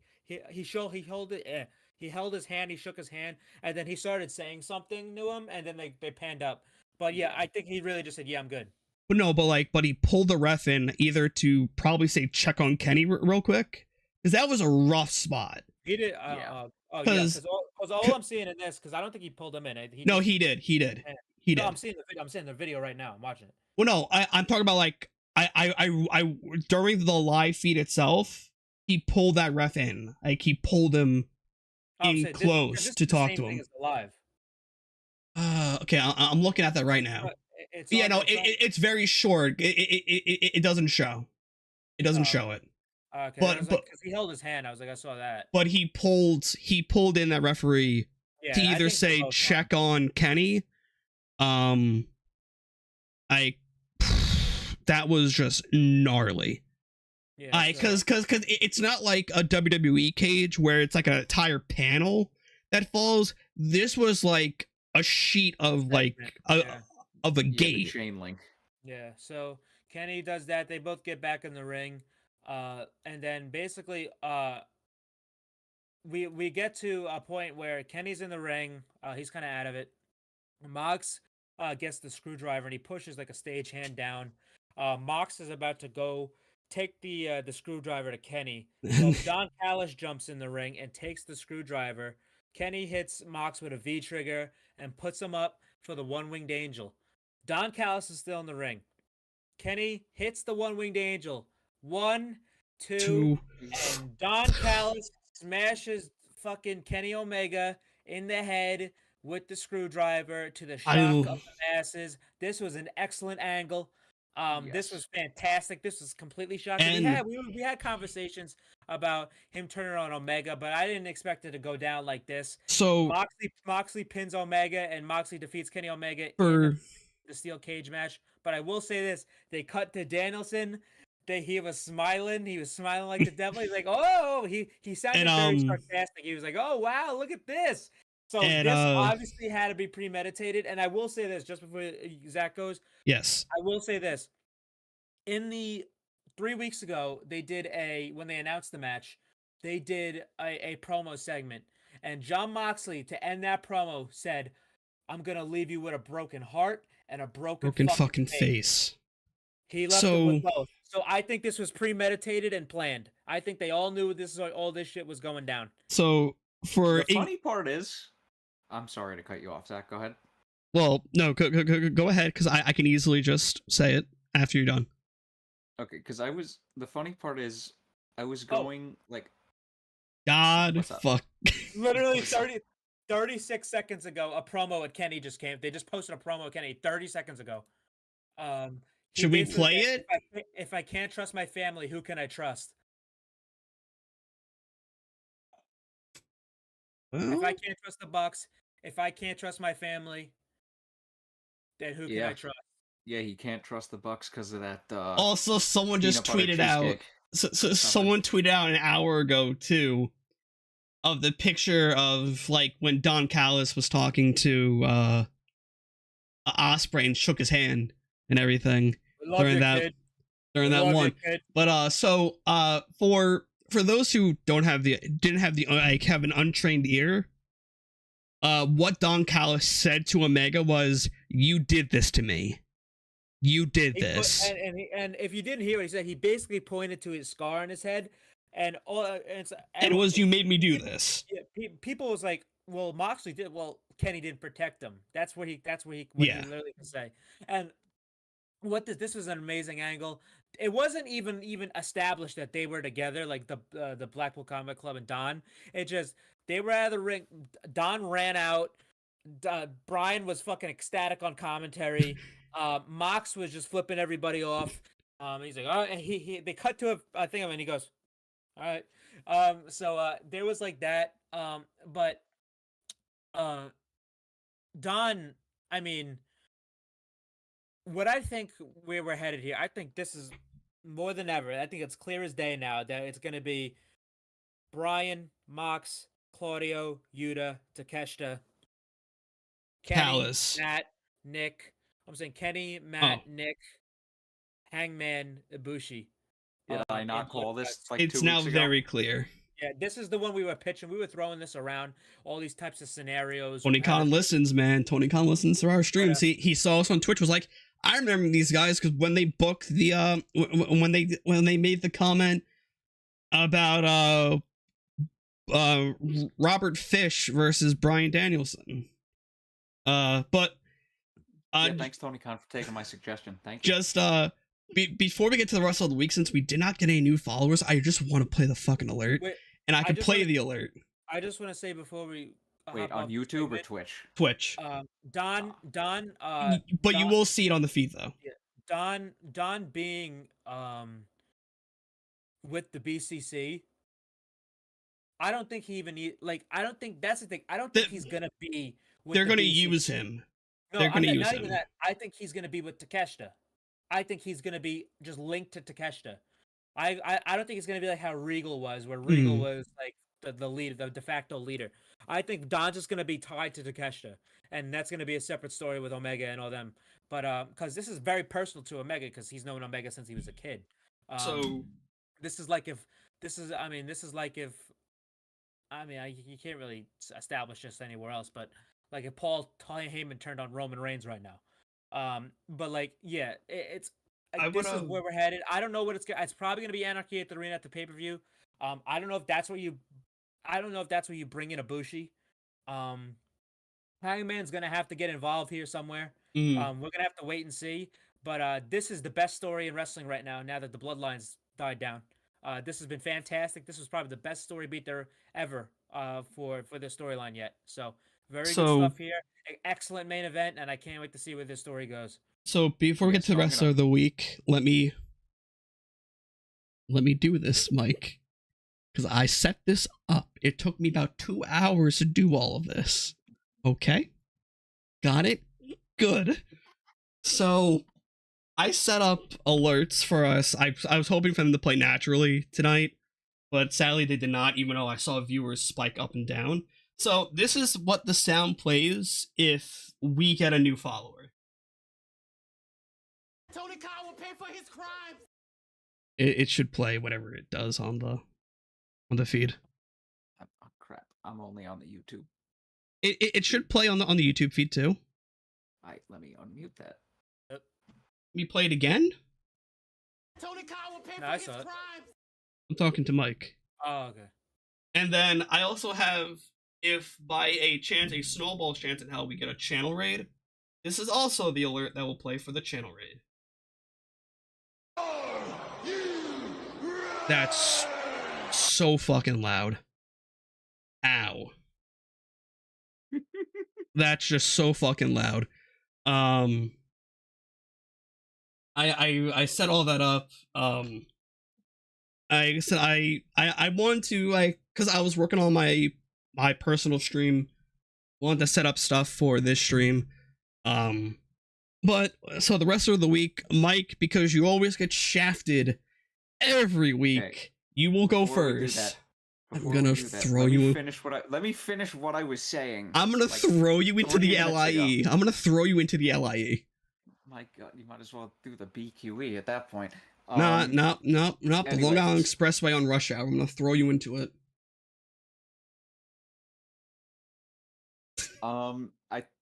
We all knew that Don was gonna turn on Kenny, but I always thought it was Yes. gonna be through Takeshita, and not like him by.